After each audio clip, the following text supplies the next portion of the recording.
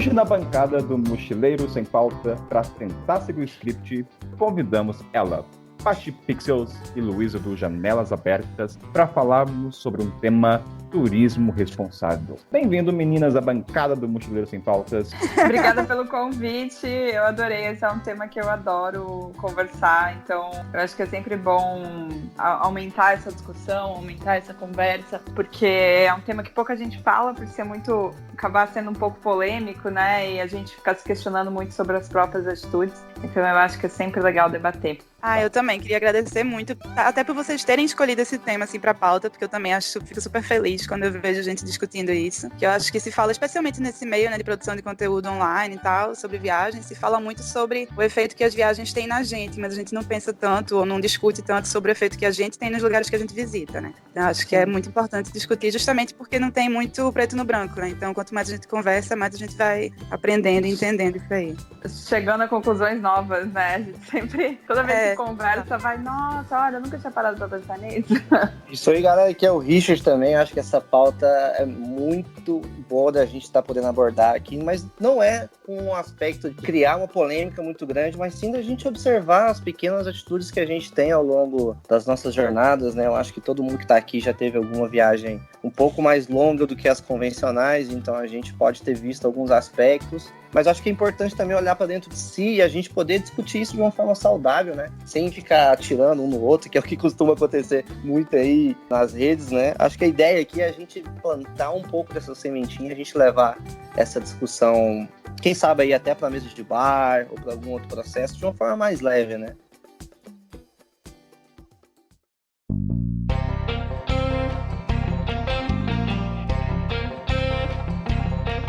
E eu queria principalmente começar perguntando para vocês assim, o que implica ser um mochileiro consciente para cada um de vocês? Quando a gente pensa em viajar, né, especialmente pessoas que não viajam quase constantemente, né, como é o caso desse grupo aí, realmente a pessoa pensa que na viagem como meio que um escape da vida real, assim, né? Então eu acho, especialmente para o viajante comum, assim, que faz um turismo, né, de massa, de férias e tal, é muito importante você lembrar que não é porque você saiu de casa que que o mundo é seu parque de diversões. A gente visita os lugares, eles não estão lá só para servir ao nosso divertimento, a nossa contemplação. Tem gente que mora ali, trabalha ali, existe todo um ecossistema ali que sente o impacto da nossa presença. Eu acho que não dá para deixar o bom senso em casa, né? Tem que ter empatia e senso crítico, né? A gente tem que estar sempre questionando o que a gente está fazendo, como é que pode estar impactando na outra pessoa, que muitas vezes tem a ver com realmente você parar para ter esse interesse, essa curiosidade de entender aquele destino, entender aquela cultura, porque o que a gente acha que pode ser ok pra gente pode ser bem não ok, né, pros outros. A Luísa falou uma coisa que eu acho que é o mais importante de tudo, que é a empatia. Mas eu acho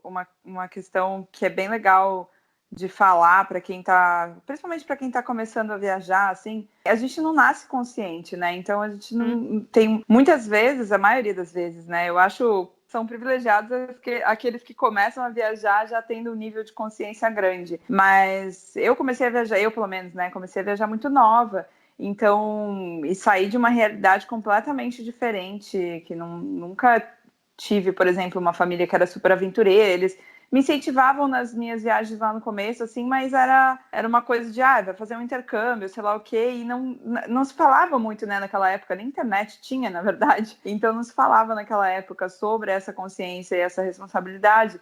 Então eu acho que o mundo mudou muito rápido nesses últimos anos. O turismo se tornou uma coisa assim, deu um boom, né, no turismo, todo mundo começou a viajar começou a significar muito status, né, de uns anos para cá. E aí eu acho que nesse boom que a coisa se perdeu, porque tanto as pessoas que são servidores de turismo, quanto as pessoas que estão fazendo turismo, não têm essa consciência. Então eu acho que uma coisa super importante é a gente não se culpar por erros que a gente já teve, por mentalidade que a gente já tinha no passado, porque faz parte do processo, né, de evolução e entender, adquirir essa consciência. O erro faz grande parte disso, né, eu acho. Eu acho que a palavra-chave, como vocês falaram, é empatia e compreender também o contexto do outro lado da moeda, sair da sua realidade, como a gente falou antes, ele tinha comentado sobre isso, é você se projetar naquela realidade, seja asiática ou africana, e parar de ficar muito no campo teórico.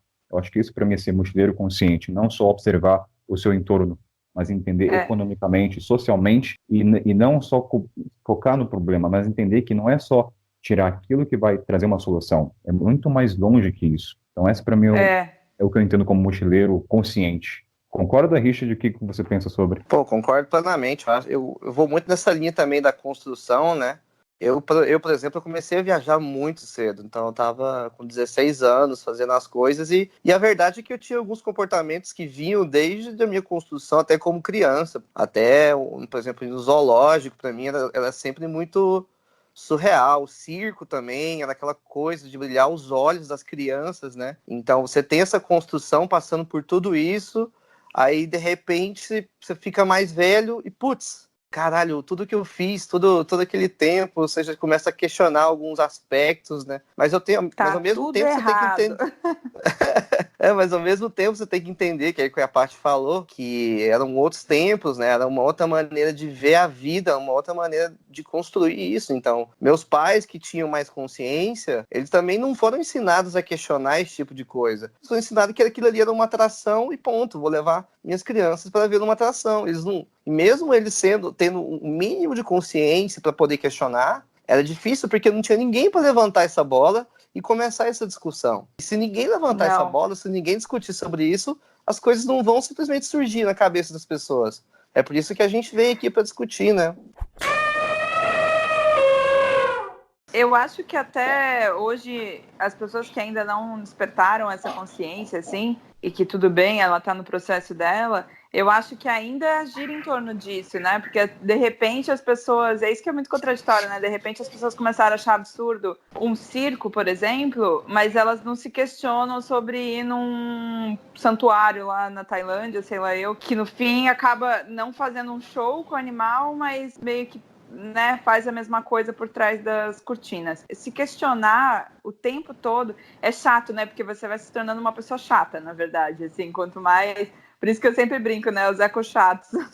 Porque quanto mais você vai criando consciência, você vai realmente se tornando uma pessoa chata com você mesma. Porque você começa a se questionar de tudo, né? E é difícil isso também, porque a gente quer acreditar que as pessoas, que muitos projetos, ONGs, diversos projetos aí pelo mundo, não só de animal, né, mas de pessoas também, ou de turismo de modo geral, a gente quer acreditar que existe um cunho social, ou às vezes uma coisa séria por trás, só que ao mesmo tempo, quando você começa a se conscientizar, você começa a ver tanta coisa ruim, tanta coisa difícil, tantas atrocidades do ser humano, que você começa a duvidar de tudo, e isso também é ruim, né? Então a gente tem que ser muito crítico, assim, e analisar, né, cada situação, ver todos os poréns, porque não dá para ser radical também, então é bem complexo.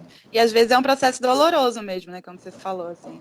Você tem que estar o tempo inteiro fazendo dessa cutucada, não só, né, na situação, mas em você, né? Nos seus valores, que você acha certo, errado e tal. Rolam umas crisezinhas aí, mas o negócio eu acho que é você não se desesperar, né? Pensar, tipo, tá tudo bem.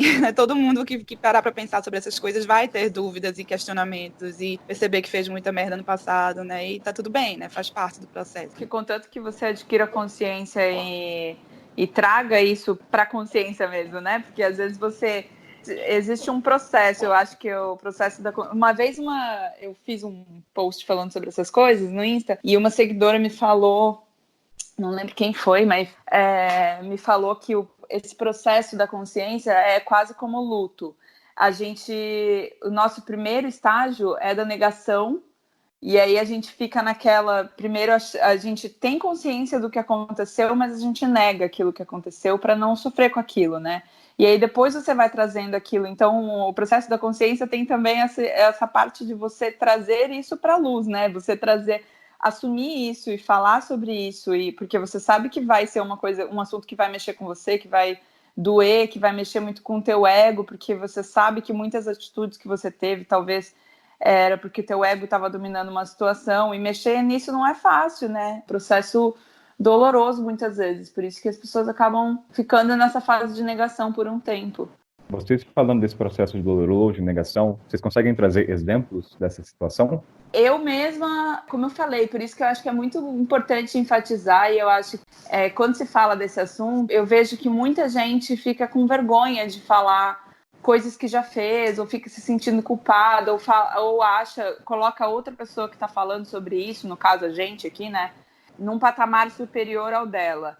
E tá todo mundo no mesmo patamar, sabe? Todo mundo saiu do mesmo lugar, exceto algumas pessoas, eu acho que aqui entre nós, tá todo mundo no mesmo patamar, no sentido de que a gente veio de um nível de zero consciência disso e foi evoluindo. Então, eu acho isso muito lindo, muito incrível. São poucas pessoas que são privilegiadas e que tiveram uma educação desde criança nesse sentido, até porque, como a Luísa falou, naquela época, como o Richard falou, né, naquela época não existia, né? Não existia nada disso do que a gente vê hoje, então a informação também ficava muito escassa. E eu acho que é importante você perceber o que você já fez e entender que é o teu processo para evoluir.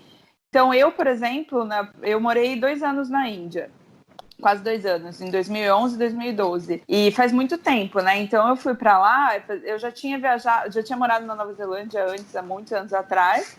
E quando eu fui morar na Índia, eu fui assim, eu era uma menina super fresca, que eu queria mudar, eu queria viver um choque cultural, eu queria sair totalmente da minha zona de conforto e fui. Legal, ok, parte do processo, mudei muito, mas quando eu cheguei lá, naquela época nem existia, né? Não tinha Instagram, não tinha nada disso. Então, assim, quando eu cheguei no país e eu me deparei com um monte de coisa que é engraçado ver essa evolução, porque de 2011 para cá não é tanto tempo assim. E já tem vários lugares, alguns lugares infelizmente ainda continua, mas alguns lugares, por exemplo, Taj Mahal, eu não sei se algum de vocês já foi, mas agora tem uns carrinhos elétricos, assim, que tem, é toda reformada a entrada, e tem uns carrinhos que podem, tipo carrinho de golfe, que leva as pessoas que têm problema de mobilidade para entrar no Taj. Antes era camelo, isso em 2011, 2012 era camelo. Então, há pouquíssimo tempo atrás, e aí depois a gente vai entrar mais nessa questão, né, de falar de cada animal especificamente, cada situação também, mas eram animais que estavam ali totalmente fora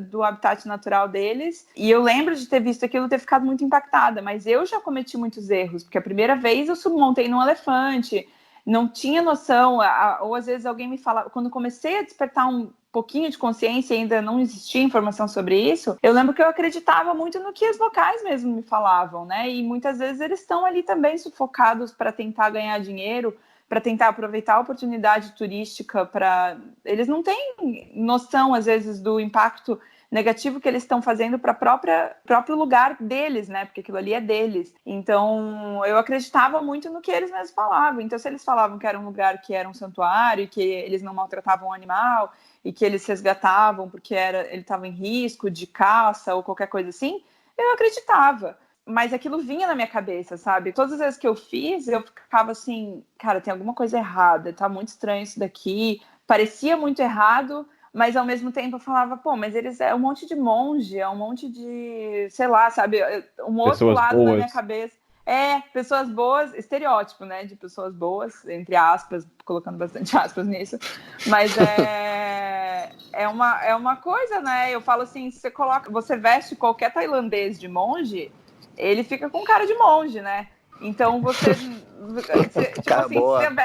se você veste um brasileiro e coloca lá, não vai ter cara de monge. Então, assim, até que ponto eles não estão também só usando uma vestimenta? É difícil isso, porque é muito difícil você provar, né, que os caras não são monge porcaria nenhuma, ou que, sei lá, tem lugares que são muito sérios e outros não, mas você começa a se questionar, sabe? Você fala assim, esses caras podem simplesmente colocar um bando de gente ali para atuar e eles estão tirando uma baita grana em cima de turista. Até que ponto eles não estão dopando os animais? Porque é fato, sabe? Então é difícil, mas eu acho que é importante esse processo de você mesmo perceber, porque muitas vezes não adianta, né? O outro falar, você escutar o outro falando, e eu acho que é só quando você se dá conta pelos próprios erros que essa consciência vem, que ela surge.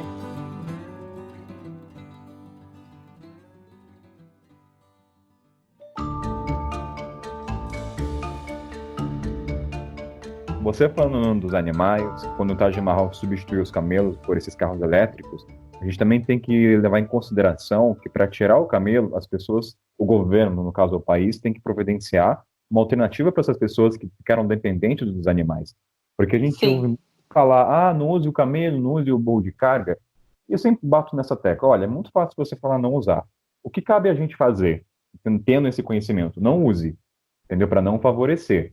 Só que as pessoas, quando elas condenam um homem que doma o camelo ou que cuida, Aí eu já diria, vamos tomar cuidado com isso, porque é muito fácil falar pare de usar camelo e o cara que tem que alimentar Não. 7 pessoas. Então, Lógico. Por isso que eu acho que vai muito de situação para situação, assim. O que eu tenho feito ultimamente é até uma questão, porque eu organizo expedições, né? Levo pessoas para viajar comigo. E aí agora, eu já fiz 2 turmas na Índia e agora eu vou fazer mais 2 em outubro. E uma das questões é quando a gente vai para o deserto. No ano passado, veio essa questão, a Lari, que faz a logística lá na Índia, ela é super, super envolvida com causas animais, principalmente, com turismo responsável. E a gente já discutiu sobre isso 1000 vezes, assim, e a gente nunca chega a conclusão nenhuma. É muito difícil. Por isso que é tão importante debater, né?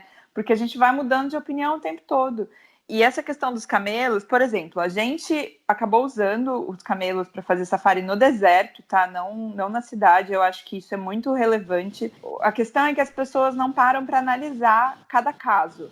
Então, se eu falo alguma coisa, por isso que é tão delicado entrar nesse assunto, né? Porque se você fala alguma coisa, aí todo mundo vai entender. Ah, então a Paty falou que tá tudo bem usar camelo, então eu vou usar camelo. Não é bem assim, eu tenho que analisar cada caso. Então, assim, a gente tem esse grande privilégio de ter contato com a família que tem essa frota de camelos que levam a gente lá para a expedição especificamente, que levam a gente para o deserto. E a gente sabe que eles não maltratam os animais, pelo contrário, eles tratam super bem. É praticamente um animal doméstico, assim, eles cuidam mesmo. Eles vivem no deserto, de geração para geração, cuidando de frotas de camelo. Então, é muito complicado, porque realmente essas pessoas dependem 100% disso. Aí existe o fato também de que camelo, primeiro, no deserto ele está no habitat natural deles, e hoje em dia não existe mais, está em extinção, né, os camelos selvagens, então, tanto camelo quanto dromedário. E aí você fica se questionando também, o que é um animal que já é usado como meio de transporte desde que a gente nem se conhece por gente, sabe? Isso na época de, sei lá, na época de Cristo já era um animal que era usado como um meio de transporte e um meio de pessoas mais de carga. mercadorias da época. De mercadoria, de cargas. Então você fica pensando assim, hoje em dia, esses animais não têm mais serventia, digamos assim, para esse tipo de transporte, porque o mundo evoluiu, né? Então, quando você fala de uma evolução do mundo em que aquele animal não tem mais serventia, digamos assim, e não existem mais animais selvagens dessa espécie, é muito complicado, porque você se questiona o que aconteceria com essas famílias que trabalham de geração para geração cuidando dessas frotas de camelo, por exemplo, mas também o que aconteceria com os animais, porque até que ponto seria vantajoso simplesmente acabar de uma hora para outra com o turismo de camelo especificamente, né, no deserto. Tudo vale analisar cada caso. Por sorte, a gente tem esse privilégio de conhecer a gente procurou, né, isso também, mas de conhecer as famílias que nos atendem, então a gente sabe como eles são, eu levo junto com o grupo, a gente leva as pessoas na casa deles, então eles conhecem a família, conhecem até o que os camelos ficam, então é muito legal esse contato, porque você abrange um outro lado também, né? Não é apenas você ir lá, montar no camelo e você não saber nada daquelas pessoas ali que estão te servindo, digamos assim, né? Que isso também faz parte do turismo consciente, que é se você vai fazer alguma coisa, você está consciente daquilo que você está fazendo. Você sabe que existem o lado negativo, o lado positivo e o lado negativo, mas você pode escolher qual lado você quer seguir. Não porque existe um lado certo ou errado, nesse caso aí, né? É simplesmente porque você vai analisar toda a situação e vai pensar, putz, considerando tudo isso, eu prefiro ir conhecer esse outro lado e ver. Não para você subir num camelo e tirar uma foto, mas para você entender toda a realidade que tem ali por trás. Por exemplo, se é um camelo que estava lá, por exemplo, na frente do Taj Mahal, você não está no meio do deserto, você está numa cidade. Então é completamente diferente, né? Um camelo que não está no habitat dele, que além dele tá sendo escravizado ali, né? Ele está sendo usado para mero entretenimento turístico, porque não tem nem sentido, não é uma longa distância nem nada, sabe? As pessoas podem perfeitamente caminhar. Além disso, ele está andando ali no asfalto, né? Que é o caso em Jaipur também, que tem a entrada no forte lá, que é com elefante também. Então, vai inúmeros lugares, assim, né? E esse dos elefantes eu acho que vai acabar em breve, mas é muito triste quando você vê, sabe? Eu acho que para mim a minha consciência veio muito quando eu comecei a ver animais na natureza mesmo, assim, né? E aí você enxerga aquilo e você consegue ver claramente a diferença do comportamento do animal, da expressão dele. Você consegue ver até a expressão no olhar do animal, assim, como muda, sabe? E isso é muito triste. Então, enfim, é bem complexo. Fazer um gatilho que você falou, que é de levar o pessoal para conhecer a família que tem trata o camelo. E aí tem uma linkagem também de proporcionar uma imersão cultural com a comunidade. Entender o que está por trás daquilo, não só usufruir do serviço que é prestado, mas também entender os bastidores, como é que aquele camelo chega até ali. Isso também entra na pauta, como é que a gente tem essa imersão com a comunidade. Eu acho que é nosso papel, assim, como influenciadores, né, trabalhando com redes sociais e tudo, e no meu caso, quando eu optei por começar a fazer expedições, eu comecei a me sentir muito responsável por aquilo ali, sabe? Eu acho que o meu nível de responsabilidade passou de não é mais só meu, agora é dos outros também. Então eu preciso, porque eu estou influenciando e impactando diretamente. Se eu faço algo e não trago esse pensamento no meu grupo, por exemplo, de pessoas, estou impactando diretamente, não é mais só um problema meu. É claro, a gente não vai impor o que a pessoa tem que pensar ou tem que agir, mas é muito legal ver que as pessoas às vezes não param para pensar, sabe? É uma trilha que a gente vai fazer e que eu falo, galera, tem que levar o lixo de volta, sabe? O papel higiênico que você vai jogar aqui não vai evaporar daqui, vamos levar embora. Então, assim, são pequenas coisas que as pessoas não param para pensar. E eu acho que quando a gente está numa posição de privilégio, alto privilégio, né? De conseguir ter acesso a essas informações. Na internet a gente tem acesso à informação? Tem, mas eu acho que quando a gente viaja muito, a gente está num grau de privilégio muito elevado de conseguir ter acesso a contatos, né, a muitas coisas, assim, que é tipo conhecer a família que trabalha com as frotas de camelo, ou diversas situações em que as pessoas fazendo uma viagem de férias não vão ter essa oportunidade. Não porque elas não querem, mas simplesmente porque elas não podem, não tem tempo. Demora tempo e energia. Demanda tempo e energia para você conseguir ter esses contatos. Então, eu acho que está no nosso papel, né, como viajantes mais experientes, mas também mais devagar, com mais tempo, né, de conseguir transmitir essa consciência e trazer esses temas de, olha, tá aqui uma outra realidade que você ainda não conhecia, sabe? E que não tem problema a pessoa não ter conhecido ainda. Aí uma coisa que, pegando também esse gancho que você falou, de que demanda tempo e energia para você ter mais esse contato, né? Enfim, até com as comunidades que a gente visita e tal, eu acho que é interessante mencionar, né? Assim, já, enfim, fazendo um parênteses aqui dessa história dos animais, mas o turismo de base comunitária, né? Que, assim, tem gente que pensa, mas eu só tenho 15 dias para viajar, eu não tenho tempo para, sei lá, não dá para passar 15 dias numa cidadezinha no meio do nada para conhecer a família beduína, enfim. Mas existem projetos, né, no Brasil e em várias partes do mundo que já trabalham com essas populações locais para receber turistas, né? Mas são projetos, né, assim, enfim, para quem não conhece o conceito, né, do turismo de base comunitária, é um conceito que ele é baseado na ideia justamente de promover um turismo que seja mais justo, né, que coloque a população local no protagonismo de todas as etapas do processo, desde o planejamento, a implementação, o monitoramento das atividades turísticas e tal, e levando em consideração a sustentabilidade tanto social quanto ambiental das atividades, né? Então, assim, é uma ideia de um turismo que ele não pretende substituir o turismo de massa, porque justamente a ideia é que ele seja feito em pequena escala, né? Não é para aquelas pessoas mudarem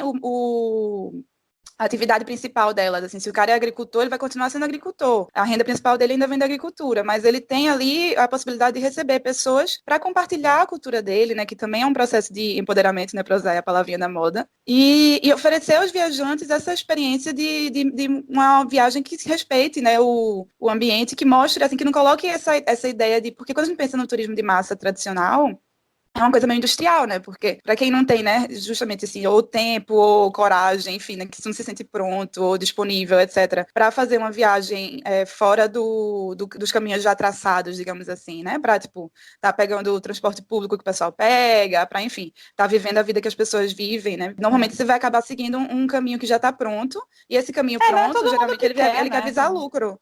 Você pode não querer, justamente, você pode querer uma coisa pronta, você, tipo, não tenho tempo, não tenho paciência para estar correndo risco.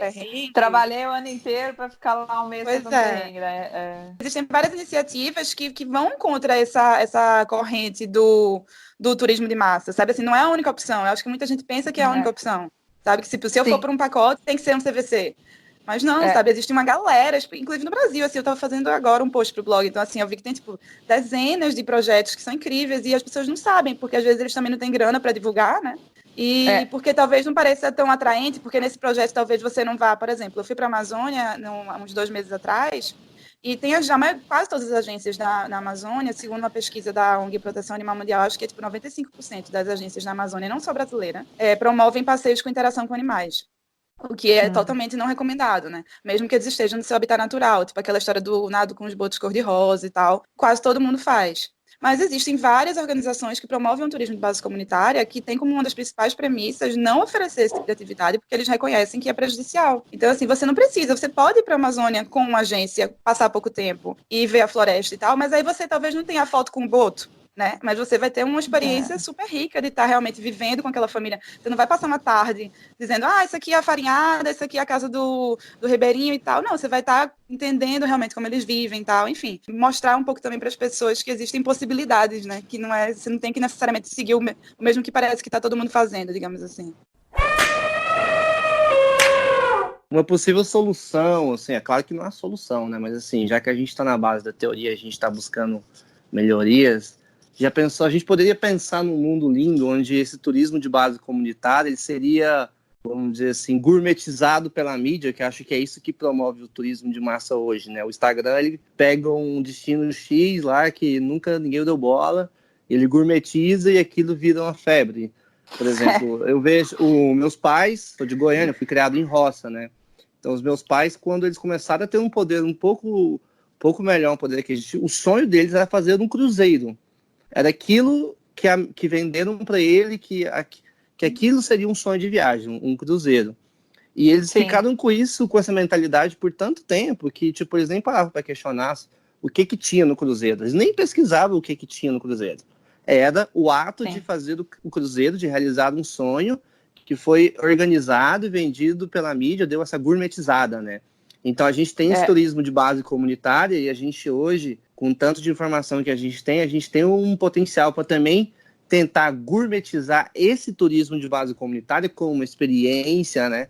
E acho que aí poderia ser até um ponto onde a gente tentaria encontrar um bom desenvolvimento melhor, assim, né? Acho que fizesse mais sentido. Porque eu acho que, vamos colocar aí que um percentual muito alto do turismo, ele é muito nessa parte do que ele parece ser e não do que ele é. Porque tem muita gente que viaja ainda mais até para contar para os outros depois e não só pela experiência, né? Acho que a gente tem a gente tem que trocar isso, né? Que virar essa chave. Teve uma pesquisa do Booking recente que falava que o que as pessoas consideram quando vão escolher um hotel, hoje em dia acho que uns 40% dos brasileiros consideravam primeiro se o hotel ia ficar bom no Instagram. Imagina se tivesse a mesma quantidade de gente pensando. Tá tudo errado. É que nem o círculo. Volta pras casas. Isso. Reseta a humanidade. Imagina se essa mesma quantidade de pessoas se preocupasse com a questão, tipo, sei lá, será que esse hotel prejudica o meio ambiente? Será que ele tem práticas de mercado que não são legais, né? Não, e os lugares mais... Eu, assim, nessas press trips e coisas assim, que já fui em algumas, hoje em dia eu não gosto mais. É impressionante, porque os lugares mais incríveis que eu já fiquei não são lugares tão fotogênicos assim, mas eles são simplesmente assim, é o cuidado, é a atenção, é aquela coisa assim que às vezes tem, sei lá, 6 cabaninhas só e é uma coisa super, né, exclusiva e aquele atendimento mais carinhoso, assim, né? E esse tipo de coisa que não vai, né? Só que as pessoas têm que parar de pensar no que é para os outros e pensar no que é para si, né? Pensar que, na verdade, a viagem é um presente muito para si mesmo. E você precisa evoluir, de certa forma, com aquilo. Mas o que eu ia te perguntar, Richard, porque você falou que a gente poderia gourmetizar, muito entre aspas, né? Esse tipo de turismo consciente, responsável. Mas você não acha que já está sendo gourmetizado, usando a palavra gourmetizadora, né? Mas e de uma forma ruim, por exemplo, o voluntarismo, que acaba que tá muito na moda essas coisas, sabe? Então eu vejo que é difícil, né? Porque a gente, por exemplo, empoderamento feminino é uma coisa que eu trabalho com empoderamento feminino já faz muito tempo, trabalho assim de forma indireta e agora eu tô tô fazendo algumas coisas, algumas ações, assim, para conseguir trabalhar com isso mais diretamente, e aí eu vejo que, de repente, vira um termo da moda. Aí eu fico, puta, mas por que tem que virar um termo da moda, sabe? Tudo parece que você tá... E aí, sustentabilidade também. Tudo é captado questão... pelo capitalismo. Nossa, sustentabilidade então nem se fala, porque é uma coisa que, desde a época que nem tinha internet, assim, eu lembro que, pra vocês terem noção, teve uma vez que eu quase fui demitida da empresa que eu trabalhava, sei lá, em 2009, eu lembro que a minha chefe veio me dar feedback, porque eu ficava assim, eu deixava de fazer meu trabalho, às vezes, para ficar tentando montar projetos e pensar em ações para parar o uso de copo plástico, por exemplo, na empresa, porque era uma empresa enorme, que eu ficava tentando calcular a quantidade de copo plástico que ia por segundo naquela empresa, porque eu ficava maluca olhando, eu falava, gente, eu não consigo nem calcular, eu acho que é por segundo o desperdício, assim, sabe?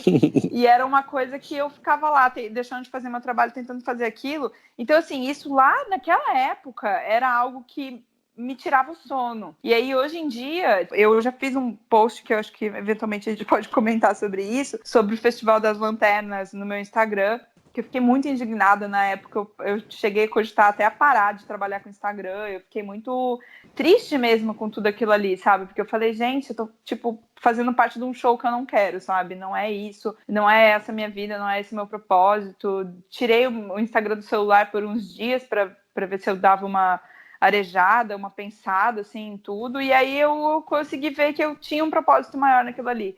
Mas uma das críticas que foi me questionar se eu estava aproveitando a onda de sustentabilidade, porque está muito na moda ser eco-friendly, e é por isso que eu me aproveitei disso para me autopromover. Aí quando eu vi aquilo que eu falei, não, tá tudo errado. Eu falei, não.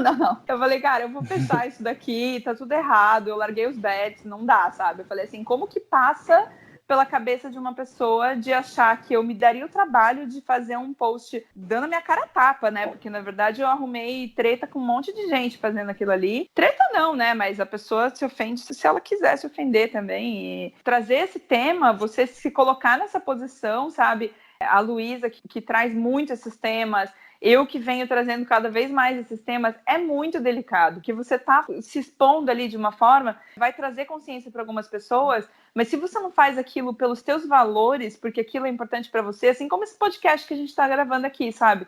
São horas que a gente está desprendendo do dia aqui para conversar, porque para mim é importante, e eu acredito que para vocês também, é importante trazer esse tema para a conscientização das pessoas, porque eu passei por esse processo, estou passando por esse processo, e eu quero que as pessoas consigam chegar nesse processo também, sabe? Mas é muito difícil você se colocar nessa posição de trazer, levantar esses temas, que é tipo assim, de repente, ok, ninguém fala disso, e de repente alguém vai lá e pum, alguém fala. Alguém fala sobre o fato de que, no fim, é só o ego que controla tudo, que essas pesquisas, que as pessoas acabam indo para um hotel porque ele é mais instagramável, ou fazendo algum passeio porque é muito legal para foto. Esse Festival das Lanternas é o maior exemplo disso, que não tem nada ali que é da nossa cultura. As pessoas querem ir lá puramente para tirar uma foto, e é difícil admitir isso, que você quer ir fazer tal coisa só por causa da foto. É difícil, né? Porque dói no ego, você fica ali... Imagina que eu vou admitir, eu prefiro falar que eu tô super emocionada aqui com essa cultura que nem a minha, sabe? Tipo, que eu tô aqui super emocionada com esse festival, com essa coisa e tal. Existe a emoção? Pode até existir. É legal estar em contato com outra cultura? Pode existir, mas é pesquisar, sabe? É saber o que é feito para turista, o que é feito por eles mesmos. E aí você saber diferenciar, né? E buscar a experiência que você quer ter, uma experiência mais genuína ou uma experiência que é mais fotogênica, né? E é muito difícil levantar essas questões. Então eu vejo que já é algo que está, infelizmente, gourmetizado, e sei lá o que fazer com isso. Ô, Paty, a Paty é um caminhão, né? Ela vai ir, né? A gente estava falando lá que eu até esqueci o que eu ia falar. A gente estava falando do turismo do turismo comunitário, né? Sim. Da gourmetização do turismo. Mas na verdade ele não pode ser tão massificado, porque também perde, assim, deixa de... Né? Ele não funciona. Perde a essência. Não, a verdade é que... Que é o voluntarismo também, né? Tudo isso acontece. Na verdade é que a gente já tem, né? O europeu paga muito caro, paga 7 vezes um valor absurdo para estar passando por isso. E as comunidades entendem isso aí e acabam aumentando ainda mais e pensando sempre nesse público e deixam de parar de pensar até no que é do que são as próprias raízes mesmo, para atender europeu, né? É claro, acho que a palavra gourmetização talvez não tenha sido muito bem colocada, né? Mas acho que a ideia é a gente dar atenção para isso, mostrar entendeu? como pode ser interessante você fazer uma viagem justamente pela experiência e não pela foto e o bucket list. Isso, a desconstrução do que é uma foto e entregar a experiência, a gente deixar de... Pô, eu também passei por isso várias vezes na minha viagem, né, para a América Latina, né? Tô gravando uma websérie e tem episódios que eu não tenho. Eu olho assim, beleza, hoje eu vou escrever sobre tal destino. Vou ver os vídeos, eu não tenho vídeos. Sabe por que eu não tenho vídeos? Porque eu tava tão ocupado, gostando, tendo uma boa experiência, que eu esqueci de gravar. E, tipo, aí eu olho... Mas você não consegue ver o tempo todo? Não tem. O tempo todo que demorou para você chegar nesse ponto? Sim. Pô, demora. Quando você começa a viajar, normalmente você fica naquela empolgação, né? De tipo, eu quero conhecer todos os pontos turísticos, né? Me disseram que isso aqui é imperdível, eu preciso ir, né? Eu tenho que encaixar no meu roteiro. Acho que a maioria das pessoas passa por um processo, né? Aí depois você percebe, peraí, mas eu curti realmente essa viagem, que eu vi, tipo, todos os museus da cidade, ou eu queria realmente ter só relaxado num parque e conversado com as pessoas, né? Aí você vai lembrando, tipo, você... demora. E nem para todo mundo chega, e tem gente que realmente gosta, né, desse tipo de atração, assim, que prefere, né? Mas eu acho que é muito uma questão de você achar que é obrigatório, né? Uma coisa que eu até fiz um post também, que era a gente precisa falar de atrações imperdíveis. Até é engraçado, porque, por exemplo, quando você tá fazendo uma viagem a longo prazo, muita gente, né, vem me perguntar, vai dar a volta ao mundo, vai, sei lá, tirar um ano sabático, alguma coisa assim, e começa a me perguntar algumas coisas. E eu sempre toco num ponto que eu acho que ninguém fala para essa pessoa, e eu falo assim, eu gostaria que tivessem me falado isso. Eu falo assim, olha, daqui a uns 6 meses, 8 meses, sei lá, não sei qual vai ser teu tempo, vai te dar uma crise existencial que você vai parar de ver sentido nessa tua viagem, você vai começar a falar assim, não tô mais curtindo, não gosto mais dos lugares, o que tá acontecendo? Não consigo mais ter essas conversas de hostel aqui, aquilo lá que era super legal antes não é mais tão legal. Você começa a ter uma crise existencial. E eu falo assim, permita-se viver esse momento e perceber ele como uma transformação, porque isso é você percebendo, tipo, ok, eu não preciso fazer nada disso. Sei lá, eu lembro uma vez, foi uma dessas crises que me deu, eu estava na África do Sul, eu lembro que eu estava viajando freneticamente, assim, eu estava nos Estados Unidos, viajando um tempo, aí eu cheguei no Brasil, não passei nem 24 horas no Brasil e peguei um voo para a África. Quando eu acordei na África, eu não sabia nem onde eu estava. Eu estava assim, deu um tilt na minha cabeça, né? Porque eu estava nos Estados Unidos, nem dormi no Brasil direito e fui para lá. E aí eu cheguei no hostel lá e todo mundo do hostel, né? Querendo sair, querendo fazer não sei o quê. E eu tava assim, eu olhei um sofá, um hostel muito maravilhoso que tinha aqueles sofazões cheios de almofada e uma TV. Eu não vejo TV há anos. Falei, quer saber? Eu vou deitar nesse sofá e nada nesse mundo vai me tirar daqui. Aí o pessoal do hostel mesmo ficava incomodado comigo, sabe? Eles ficavam pensando assim, essa menina deve ser tímida, ou sei lá, porque eu tava bem na minha, né? E eles vinham falar, olha, o pessoal tá saindo agora, você não quer ir junto? E ficavam nessa pressão. Aí uma hora eu falei, nossa, eu tô muito bem aqui, pode me deixar aqui, que eu tô muito bem aqui. E é difícil essa crise, né, que vem assim de você, é você se permitir, né? Se permitir fazer o que você quer. Às vezes, se você quer só ir andar na beira da praia e não fazer aquele rolê turístico, tá tudo bem, sabe? Faça o que você sente vontade, o que te move, né?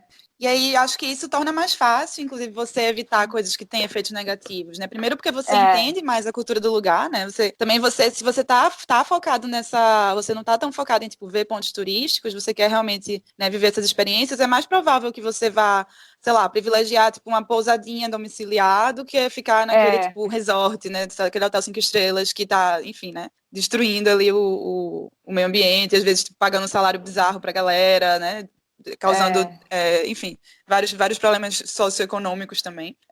Eu acho que, assim, esse estilo de viagem, quando você vai percebendo, assim, né, que o que mais... Quando você lembra, né, quando eu lembro das minhas viagens, o que eu mais lembro é quase todo mundo, eu acho que é isso, né, assim, os momentos que você viveu, ou de, enfim, né, de contemplação com a natureza e tal, momentos, coisas que você aprendeu sobre você, mas também são muito sobre as pessoas, né?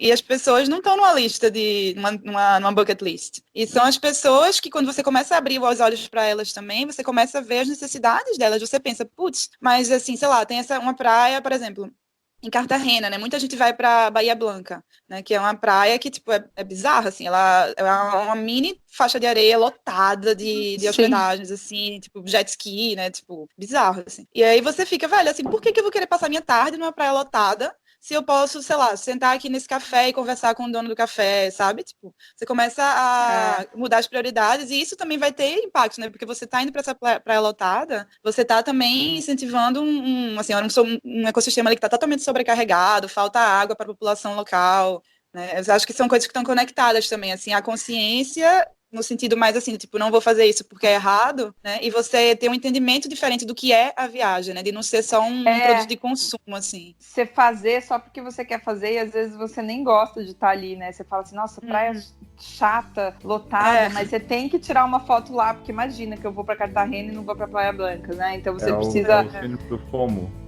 Fear of Missing Something. Exato. Fear of Missing Out, exatamente. É difícil, nossa, isso dá uma crise na cabeça que é bem difícil.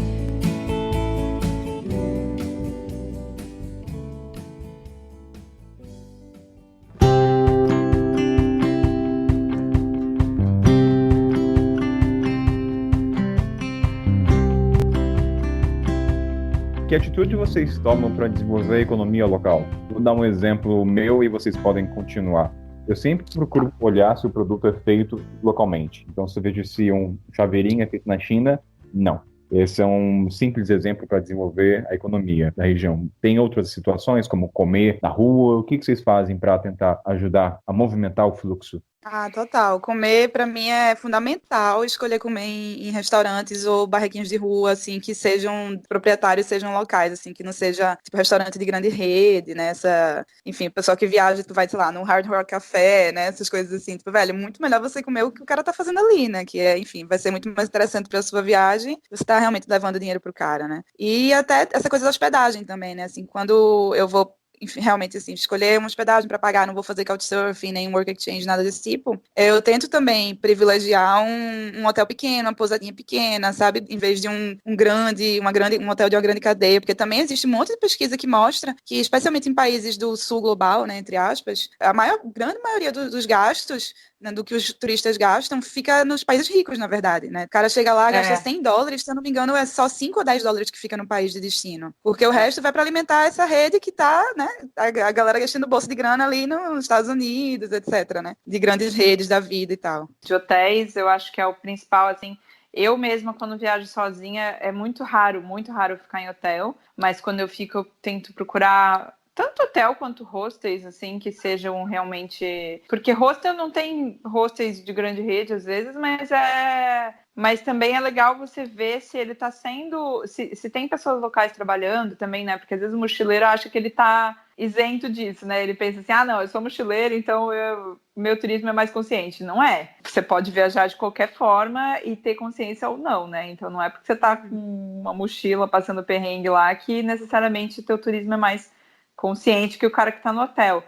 Nas expedições, como a gente costuma ficar em hotel, né? Tipo, na da Índia, a gente sempre pega hotéis de famílias indianas. E isso faz toda a diferença. Não só para a economia local, mas eu acho que também para o teu contato com a cultura.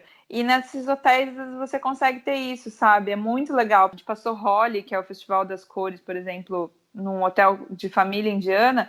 E é muito legal, porque eu que morei lá um tempão, eu sei como é uma coisa muito de família. Eles acordam já jogando pó na tua cara, então eles têm toda uma celebração do logo no café da manhã, eles já começam a passar o pó e fazer umas coisas, e eles ficam muito felizes nesse dia, e é muito legal, você só entende quão importante é esse festival para eles e quão legal é estar naquilo ali, tirando aquela bagunça toda, quando você está próximo de uma família. E é muito legal, porque esse contato de você estar num hotel que, tipo, ali era um hotel de uma família indiana, e eles que convidaram a gente para ficar ali fazendo festa junto com eles, sabe? Acabou que a festa ficou muito mais legal dentro do hotel do que fora. Eles sujaram o hotel inteiro, sabe? De pó e tal, então foi muito legal.